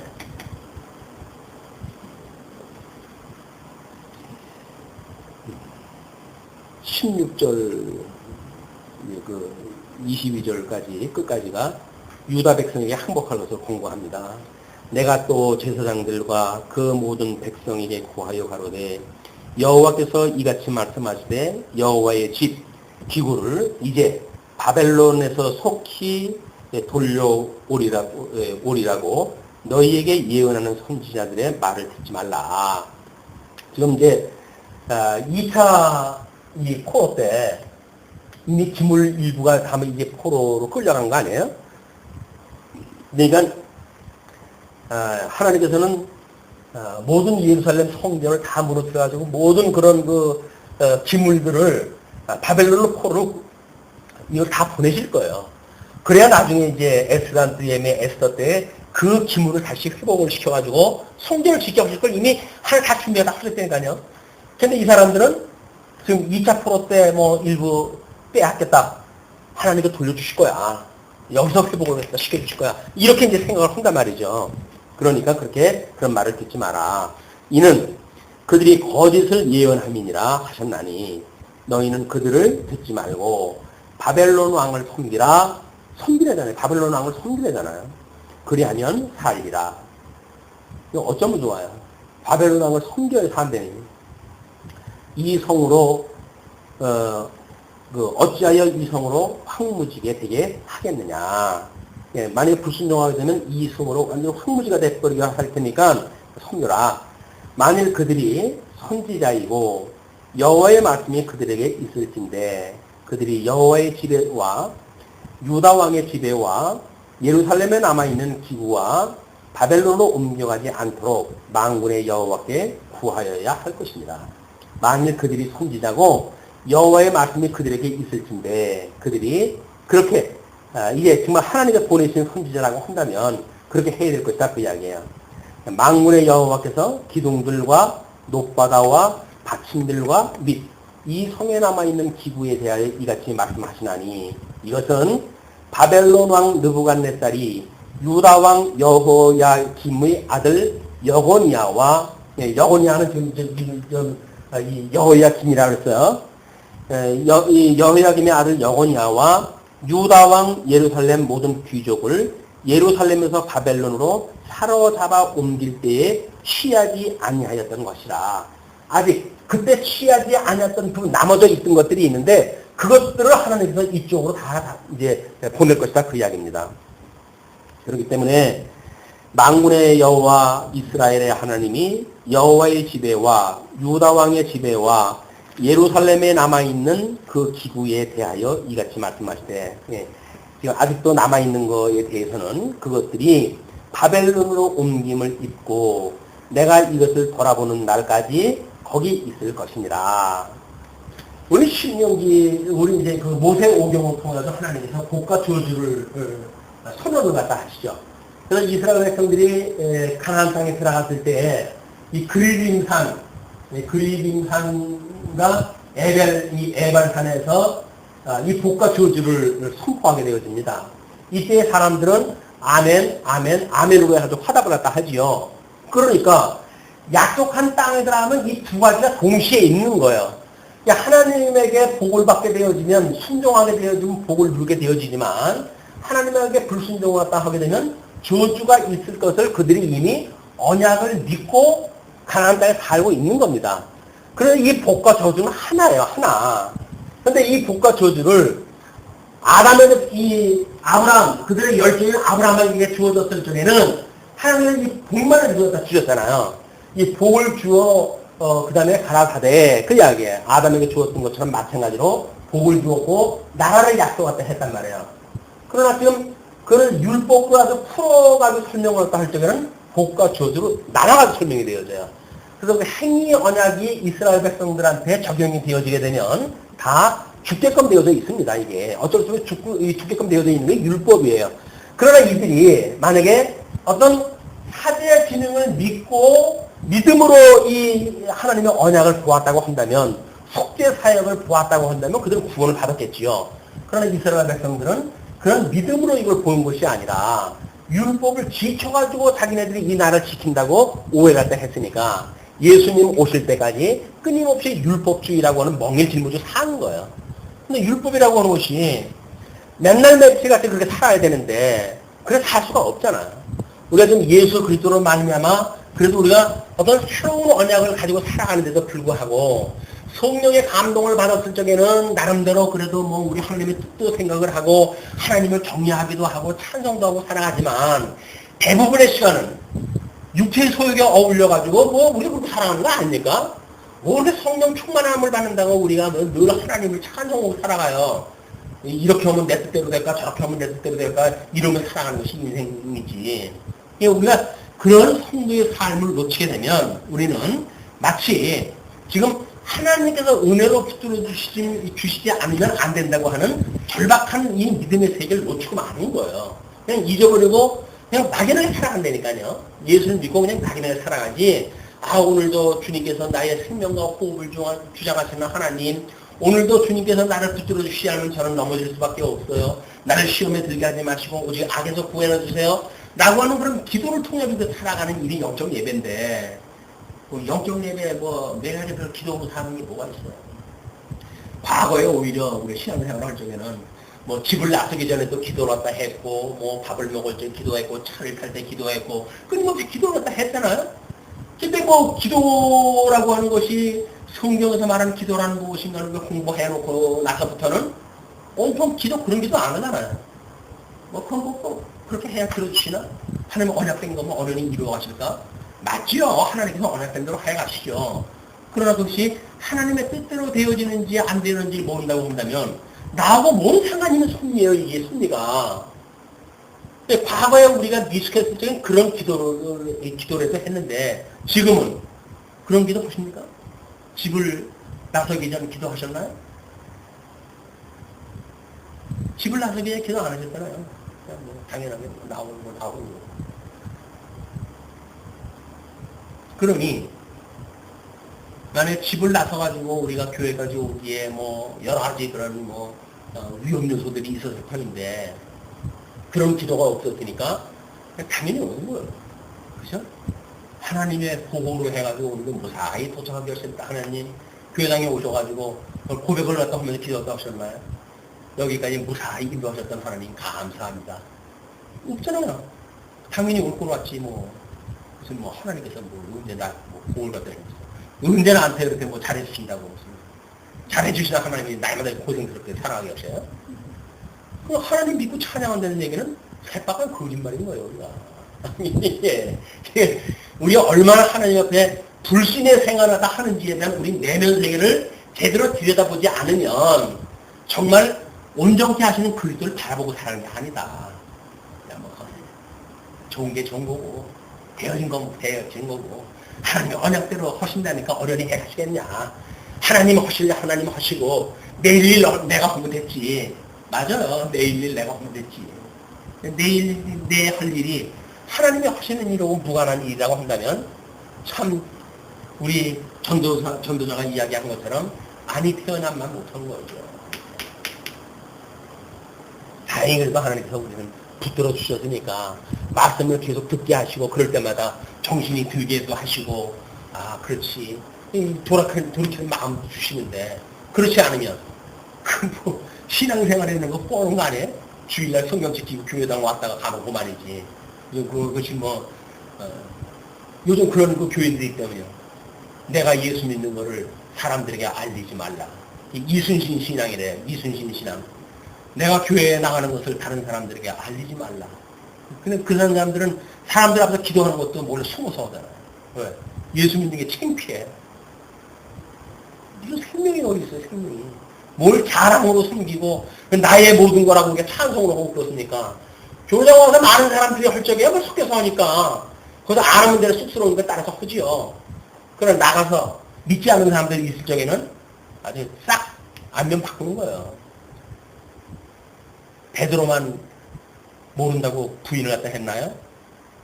그 위에 신앙 고백을 갖다 한 그 교회, 그 신앙 고백 위에 교회를 세우신다고 했는데, 교회 다니는 우리들이 예수님을 얼마나 부정하고 사나요? 부인하고 사나요? 나는 그분을 몰라요.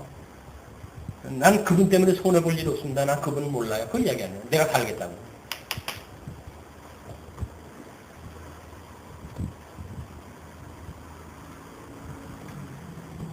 예.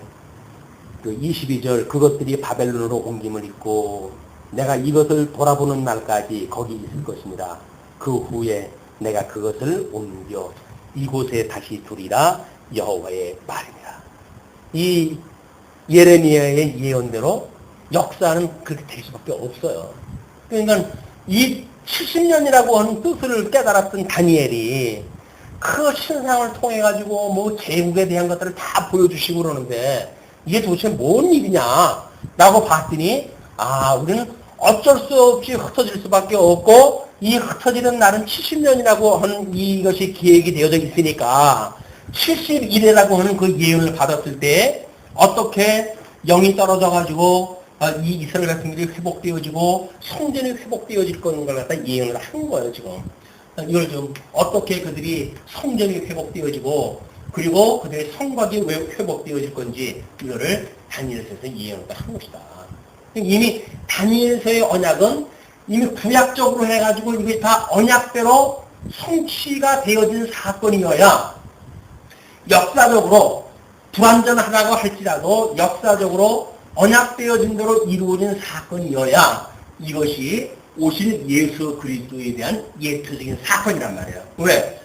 이것이 무너진다고 하는 사건은 예수 그리스도의 죽으심에 대한 이야기고 회복되어진다는 이야기는 부활에 대한 이야기니까 이것이 다 포함되어져야지. 여기서 죽으심에 대한 언약이 되어졌다. 그러므로 예수님께서 십자가에 죽으셨다. 그러나 부활하셨다. 이 부활에 대한 것이 구약적인 이 어떤 의미가 없다고 한다면 그럼 우리는 성경을 잘못 이해하고 있는 거다. 모든 구약 성경은 죽으심과 부활의 역사가 통째로 설명이 돼야 돼요. 그것이 유수와 회복이라는 이야기란 말이에요. 그것이 어떤 성경이 다 마찬가지예요. 언약대로 이루어진 사건으로 소개가 되어져야 죽으심과 부활이 포함되어져 있는 이야기고 그래야 예수님께서 성경은 나에 대하여 증거한 것이다 라고 하는 그 이야기를 우리는 이해할 수가 있고 예수님께서 죽으심과 부활이 성경대로 죽으시고 성경대로 살아나셨다고 하는 그런 의미로 깨닫게 되어지죠. 이걸 모르게 되면 성경 아무 데까나 끌어다가 여기다 이렇게 적용시키고 이렇게 적용시키고 이것이 예수님에 대해서 이야기한 것다라고 말하는 것은 그거는 이 구조적인 이해를 가지고 있는 게 아니에요. 물론 나름대로 어떤 구조를 염두에 두고 하나님께서 성령의 감동을 줘가지고 인용을 하게 하셨겠지요. 그러나 그거를 현재 우리들의 성경 신학적인 입장에서 보게 되면 이런 구도를 가지고 하나님께서 인용토록 하셨다. 이렇게 보시면 성경을 우리 이렇게 구도로 보는 일이 얼마나 중요한 일인지 우리 하나님의 선민국가가 창건, 궁극, 유수, 회복이라고 하는 큰 네 가지 주제를 가지고 역사 섭리하다 했다고 하는 그 내용은 예수 그리스도 성육신, 고난, 죽으심, 부활이라고 하는 걸 보여줬던 사건이다. 통시적으로 이루어지는 거예요. 시간적으로 이미 구약의 역사가 예수님의 역사로 이루어진 것이다. 이렇게 볼 수가 있는 거죠. 그래서 예레미야의 지금 이런 그 26장서부터 27장까지 지금 그 줄과 멍에를 통한 이상이라든지 하는 그런 그 내용도 다음 시간에 우리들이 공부할 내용이 지금 그 28장부터 29장까지의 미혹자에 의한 시험에 대한 예언이거든요. 그 미혹자에 대한 이야기가 요한계시록도 똑같아요. 이런 그 멸망때에 가게 되면 적그리스도가 등장을 하고 음녀가 등장을 하고 짐승권세가 등장한다 해가지고 택한 백성들을 끊임없이 미혹을 다 합니다. 이때 하나님께서 이제 그들을 예수 그리스도에 의해 가지고 무저병 속에다 집어넣는 역사가 일어나는 거예요. 그래서 구약의 이런 의미를 우리가 잘 깨닫게 되어져야 신약성경의 마지막 때도 우리가 이 구약적인 그런 그 어떤 이미지를 가지고 이해할 수가 있게 되어진다. 예. 오늘은 여기까지죠. 정보만 들으려고 한다면 그러면 1년에 2차례만 공부해도 충분합니다. 매일 이렇게 공부할 필요가 없어요. 자, 그 사람들이 반응이 나타나잖아요. 자기네들 직접적인 문제니까 지금 예레미야하고 지금 예레미야가 그때 했을 때 제사장들과 선지자들과 모든 백성이 들었잖아요. 그 들었을 때 나타나는 반응이 뭐냐 그 이야기예요. 그 반응이 그를 붙잡고 이르되 내가 반드시 죽으리라. 내가 살려고 그 사람들 이 예레미야를 죽여야 될까 그랬어요. 내가 듣기 싫은 이야기를 안 들으려고 한다면 예레미야 입을 막아버려야 되는데 네, 예레미야를 살려주게 되면 끊임없이 우리가 믿고 있는 걸 부정해야 되잖아요. 내가 지금 믿고 있는 걸 부정해야 된다고요. 나는 예수를 그리스도로 믿고 있기 때문에 아무 문제가 없어. 나고는 우리 세인의 이 신앙체계가 무너지지 않으면 한 단계 업그레이드 될 수가 없는 거예요. 근데 우리는 맨날 그냥 과거에 가지고 있던 그런 그 믿음을 가지고 어제나 오늘이나 우리 여상하신 하나님께서 믿음을 주신다고 믿어지니까 맨날 그 믿음 가지고 사니까 10년을 들으나 20년을 들으나 그냥 그 믿음 그대로 가지고 있는 거예요. 뭐 잘하는 것이 보이지 않아요. 왜? 그냥 그때 예수님 영접했을 때 믿음 가지고 그냥 평생 살아가니까. 말씀을 백랑 우리가 공부를 하면 뭐래요? 죽는 경험이 없는데. 그냥 다 그런 거지 뭐 인생살이. 이스라엘 백성들 이야기 나하고 뭐 상관이 있나. 근데 만약에 우리가 지금 현재 이 여호와김 그 당시에 함께 있었다고 한다면 성전에서 예레미야가 전하는 그 말을 듣고 있었다고 한다면 우리들도 예레미야를 잡고 너를 반드시 죽여버릴 거야. 나는 우리들한테 이 내부에 있는 악성이 발견되지 않으면 죽지 않을 거고 말씀은 이 생명의 양식을 먹는데 죽지 않아요. 그럼 죽지 않으면 생명의 세계를 맛을 본다고요? 죽지 않고 생명의 세계 맛을 보는 건 거짓말이죠. 어떻게 예수님이 죽으시지 않고 부활하실 수가 있어요? 부활하시려면 마땅히 돌아가셔야 되는 거지.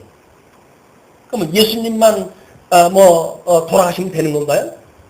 우리는 그리스도 안에서 매일같이 죽는다 그러는데 사도 바울의 고백을 했잖아요. 매일같이 죽노라. 뭐 매일같이 죽는 게 뭐가 있어요?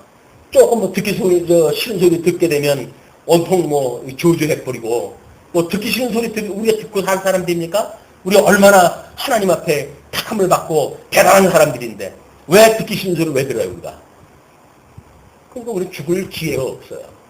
죽을 기회가 없다는 이야기는 영생 불사한다는 것이 아니라 새로운 세계를 살 수 있는 기회가 없어진다는 이야기예요. 이건 좀 충격적인 이야기입니다. 우리들이 그 말씀을 들을 때 어떻게 그때 당시에 이 말씀이 이스라엘 백성들을 까부시는 예레미야를 통해 가지고 차마 그들을 갖다가 이제 멸망을 선언하는 그런 그 이야기였을 때 물론 직접적으로 우리 예수 그리스도에 대한 예표적인 사건이에요. 예수님이 와가지고 그 약속대로 십자가에 죽으신 거예요. 그러나 예수 그리스도의 죽으심과 부활에 우리가 참여했다고 하는 우리들이 지금 믿음의 입장에서 이 말씀을 듣는다고 한다면 어떠한 믿음의 심리적인 상태가 지금 작동되어야 되는가라고 하는 그 이야기입니다. 네?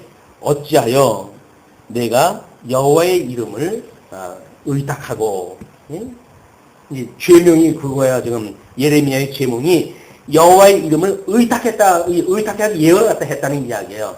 하나님의 이름을 망울히 여기고 하나님의 이름이 지금 어디 있습니까? 성전에 있지. 지금 법궤 안에 지금 하나님의 이름을 두신 곳이니까 하나님의 이름을 두신 곳이에요. 거기가 성전에 하나님의 이름을 두신 곳이니까 언약대로 이루시는 걸 깨닫게 하시기 위해서 지금 거기에 두신 것 아니겠어요?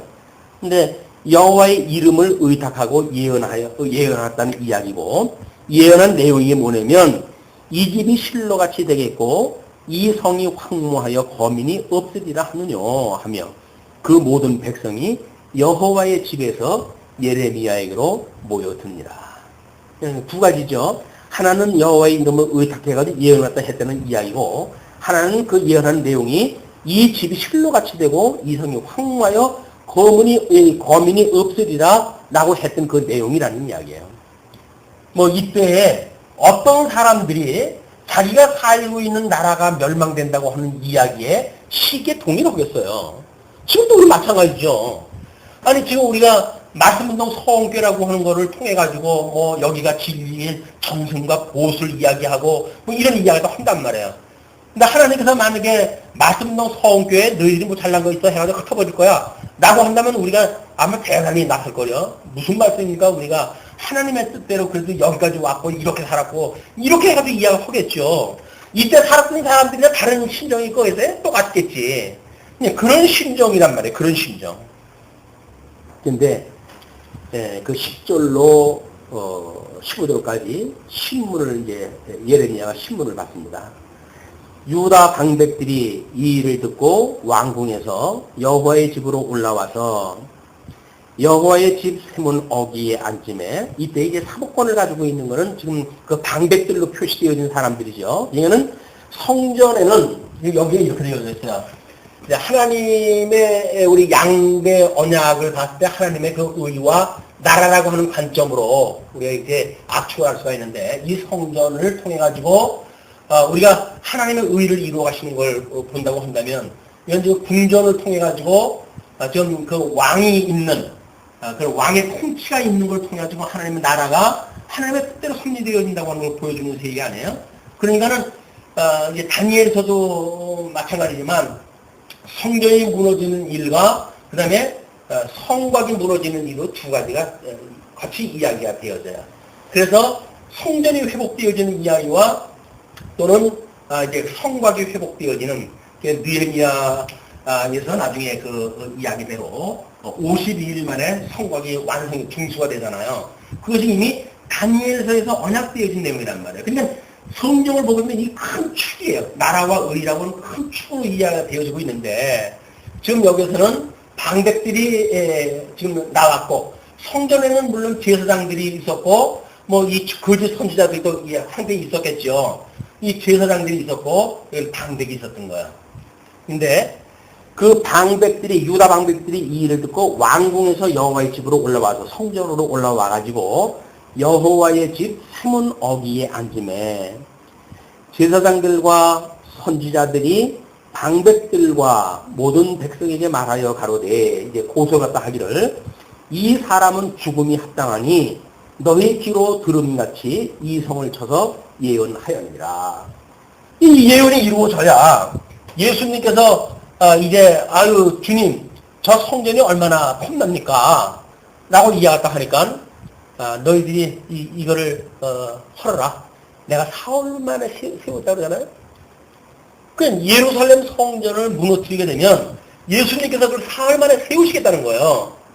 예수님이 세우신다는 그 이야기는 성전을 다시 세운다는 이야기입니까? 자기 몸으로 부활을 갖다 하시겠다는 이야기 아니겠어요. 이거는 예수 그리스도의 부활을 통해 가지고 지금 우리가 이 부활을 맛보는 이야기가 되어지고, 이거는 하나님의 나라님과 주님의 몸된 교회 생활로 해가지고 무엇인가 누리는 그런 걸로 우리가 끊임없이 신앙생활로 이것이 지금 우리한테 보여진단 말이에요. 이게 누리게 되어지고. 그러니까 지금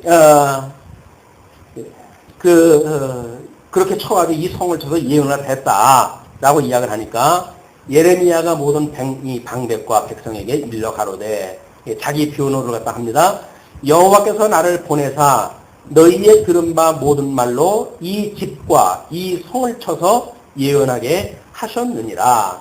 그런즉 너희는 너희 길과 행위를 고치고 너희 하나님 여호와의 목소리를 청종하라. 그리하면 여호와께서 너희에게 선고하신 재앙에 대하여 뜻을 돌이키시리라. 이렇게 해가지고 지금 하나님께서 전하라고 했던 이야기를 통해가지고 자기를 표현을 갖다 했어요. 보라, 나는 너희 손에 있으니 너희 소견 좋은 대로, 선한 대로, 옳은 대로 하려니와. 그건 예레미야를 포로로 잡고 있는 사람들의 몫이에요. 그것이 뭐예요? 너희 소견 선한 대로, 옳은 대로 하려니와. 너희들이 날 죽이겠다고 한다면 죽이는 거고, 살리겠다고 하면 살리는 거고, 너희들 소견 좋은 대로 할 것이거니와. 너희는 분명히 알라. 너희가 나를 죽이면 정령이 무죄한 피로 너희 몸과 이 성과 이 성 거민에게로 돌아가게 하리라. 이 무죄한 피, 예레미야가 주었던 그 피로 하여금 거기에 참여했던 모든 자들한테 돌아가게 하시겠다. 그런 그 이야기죠. 그것이 바로 신원하는 선한 자들의 우리 하나님 앞에 드리는 고백이에요. 이게 이제 우리 아마 요한계시록에서는 아마 이제 그 재단 밑에서 올라가는 성도들의 기도가 있는데, 그런 그 기도를 통해 가지고 언제까지 이 기도를 우리 주님께서 안 들어주실 겁니까? 라고는 기도가 올라가잖아요. 그 기도의 뜻대로 재앙과 심판의 경광이 좀 보여지는 겁니다. 나중에 이제 그 나팔재앙이니 대적재앙이니 이런 것들이 그 기도에 의해 가지고 만들어지는 일들이란 말이에요. 주님의 뜻에 어떻게 우리들의 지금 이 재단 밑으로 해가지고 그 예수님을 믿다가 우리가 이렇게 고난을 받았습니다. 애매한 고난을 받아가지고 성전에 우리 예수님이 돌아가셨던 것처럼 우리들도 이렇게 매일같이 드리는 제물이 되어져가지고 죽었습니다라고 하는 그것이 기도로 올라간단 말이에요. 그러니까 성도들의 애매한 고난이니 영적 예배는 전부 하나님 앞에 올려지는 기도입니다. 우리가 뭐 이렇게 해가지고 우리는 신앙생활을 하기 때문에 아무런 문제가 없어 이런 개념이 아닌 거예요. 예수를 믿는다고 한다면 당연히 우리가 매일같이 죽는 체험이 있어야 되는데, 관제물을 드렸다고 하는 사도 바울의 고백이 우리가 아무 상관이 없다고 한다면, 예수님의 죽으신 거고 나하고 아무 상관이 없다고 한다면 그게 뭐 예수 믿는 거예요. 예수 믿는다는 이야기는 고난받는다는 이야기인데, 여전히 세속 사람들처럼 똑같이 잘 먹고 잘 사는 데만 관심이 있다고 한다면 우리는 예수 믿는 게 아니죠. 예수를 믿는다고 하면 그 가치가 믿어지니까 우리가 그 나름대로 가지고 있는 재물을 가지고 선한 사업에 우리가 사역도 하는 거 아니겠어요? 그러니까 우리가 가난해지는 거 아닙니까? 있는 거를 선한 사역한다고 우리 연보를 딱 하고 그러니까 가난해지는 거죠. 근데 그런 마음이 없이 내가 죽는 데는 뭘 죽는 거야? 죽기는. 다른 사람이 신속이지 하나 해도 못 참는 우리가 뭘 죽어요, 죽기는. 매일같이 그냥 살아있으려고 우리가 아둥바둥하고 듣기 들리던 소리 하려면 예레미야를 갖다 이렇게 처형하고 싶어 하는 것이 우리들의 심리지. 우리가 뭘 매일같이 죽느냐고요. 이런 것들이 신앙생활로 우리들의 이 일용할 양식이 되어져가지고 매일같이 죽는 체험이 이것이 일용할 양식이 되어지는 거다. 꼭꼭 씹어가지고 양식을 꼭꼭 씹어가지고 삼켜야 돼요. 이게 부서져야 돼, 이 음식이. 그래가지고 우리들의 이 영양분으로 공급되어지는 거 아닙니까? 근데 말씀을 꼭꼭 씹는 게 아니라 꿀꺽꿀꺽. 요즘 제가 식욕이 좋아져가지고 어떻게 밥을 빨리 먹는지 집사람이. 왜 이렇게 밥을 빨리 먹냐고. 맛있는 거는 그래요. 맛있어가지고 식기 전에 넘어가는 걸. 음식은 꼭꼭 씹어가지고 이제 먹었을 때 우리가 이 영양분이 공급되어지는데, 그냥 못 보면서 땡긴다고 해가지고 씹지 않고 꼭꼭 땡기니까 배만 나온다는 거예요, 집사람 얘기. 그렇게 식생활이 그 자세가 그래가지고 배만 나온다고. 맞아요. 맞는 이야기야. 말씀도 꾹꾹꾹 먹으면, 씹지 않고 먹으면 포만감만 생겨요. 비만만 만들어지고 배만 나와가지고. 신앙생활이 어떤 실리적인 신앙생활이 아니라 뭐 배가 불러가지고 포만감 갖는, 더 이상 말씀도 필요 없고 뭐 신앙생활도 소중한 것도 없고 뭐 교회생활에 뭐 중요한 것도 없고 그냥 그렇게 살아가는 우리 신앙생활도 베풀고 안 되니까요. 왜? 말씀을 꿀꺽꿀꺽 먹어가지고 이걸 통째로 다 먹어버려서 통째로. 통째로 먹으면 언약대로 이루어지는 이야기라니까요. 넓게 보게 되면 다 언약대로 이루어지는 거예요.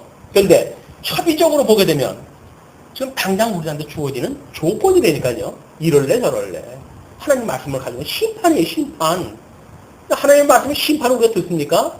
우리는 이미 다 도 같은 사람들인데, 그러니까 우리 예수님 위에 올라가 있어요, 이미. 말씀에 관한 한 우리 예수님 위에 올라가 있어요. 뭐 어떤 분은 그러지 않아도 뭐 사도 바울보다 더 우리가 말씀을 분명히 깨닫는 때에 왔다 그런 그 이야기를 다 하고 그러면서 회자가 되고 그랬는데, 우리의 하나님의 말씀은 우리가 잠시라도 깨어있지 않으면 안 됩니다.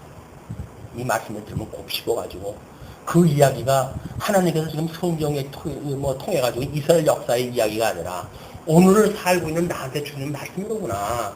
이것이 믿어져야 우리는 오늘도 예수님 앞에 자복하고 죽어야죠. 그래 우리 주님께서 위로하다 해주실 겁니다. 언약대로 이룬다고 하는 40만 짓고도 이것만 믿고도 우리는 아주 마음 편하게 살 수 있습니다. 그렇지 않겠어요? 마음 편하게 살죠. 다 하나님의 뜻대로 이루어지는데 뭐 겁날 게 뭐가 있어요? 다 뜻대로 이루어지는 건데. 근데 문제는 나하고 아무 상관이 없다는 거예요. 그냥 이렇게 사람을 우리 이렇게 우리 무시하는 사람들이 지나가듯이 난 아무 사람들한테 관심도 없고 이 성경을 지나가는데 성경하고 나하고 아무 상관이 없어요. 그냥 객관적인 진리로 지나가 버리고 우리가 이 안에 있다고 하는 말씀 안에 있다고 하는 그 말씀이 우리의 일용할 양식이 되어져 가지고 정말 이때에 전했던 그 말씀을 우리들이 들어가지고 매일같이 우리 여기서 매일같이 죽는다고 했던 사도 바울의 그 고백에 동의했다 하는 그런 신앙생활이 되어졌으면 좋겠다 하는 생각이 듭니다.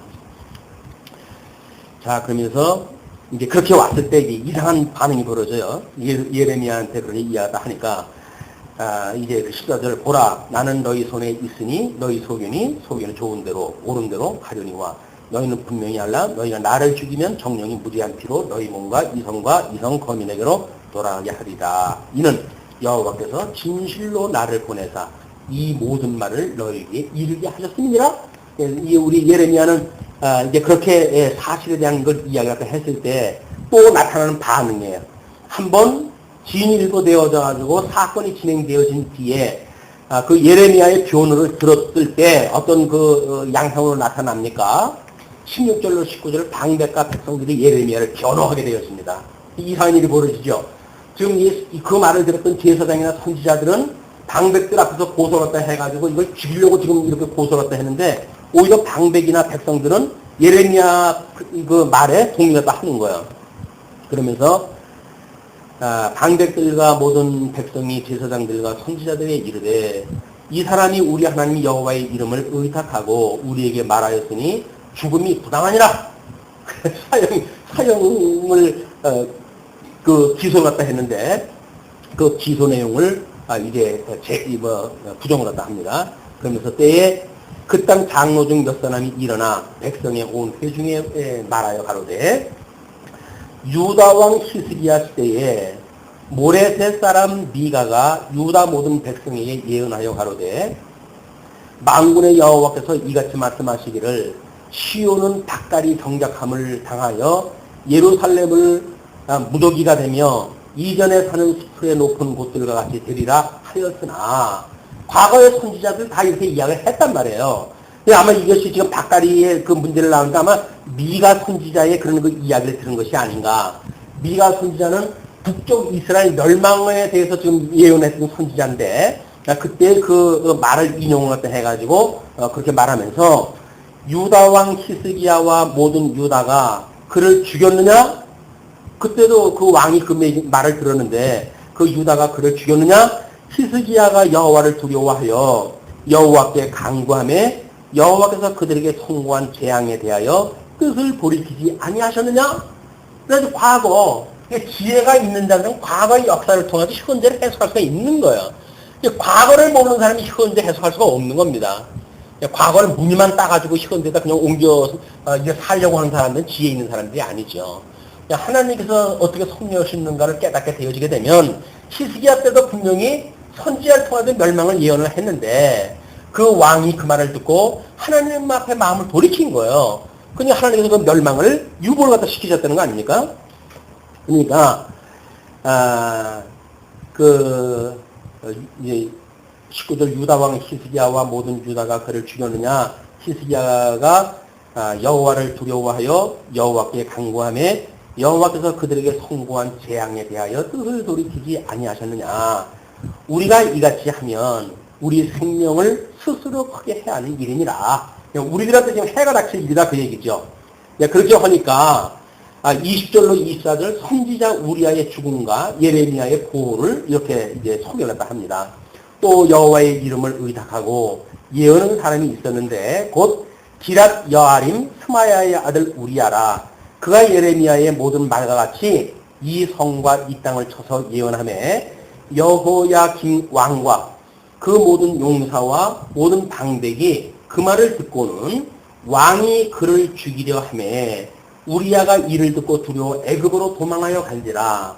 여호야김 왕이 사람을 애굽으로 보내되 곧 악보의 아들 엘라단과 몇 사람을 함께 애굽으로 보내었더니 그들이 우리야를 애굽에서 끌어내어 여호야김 왕에게로 데려오매 왕이 칼로 그를 죽이고 그 시체를 초민의 묘실에 던지게 하였다 하니라. 똑같은 사건이 있었는데 히스기야 때는 왕이 돌이켰고 지금 이 여호야김이라고 하는 이 왕은 다른 사람을 일부러 보내가지고 애굽으로까지 도망가는데 그걸 끌어다가 칼로 쳐 죽여가지고 이런 죽였다고 하는 사실 이야기를 하는 거죠. 그러면서 사반의 아들 아히감이 예레미야를 보호하여 예레미야를 백성의 손에 내어주지 아니하여 죽이지 못하게 하니라. 이렇게 해서 예레미야가 지금 보호를 받아요. 왜? 아직도 예언을 갖다 할 이야기가 지금 이제 27장, 28장, 29장 넘어가게 되면 돌아올 것을 회복을 갖다 하는 그런 예언을 갖다 할 것이 남았거든요. 그래서 하나님께서 지금 아히감을 통해 가지고 예레미야를 보호를 갖다 하십니다.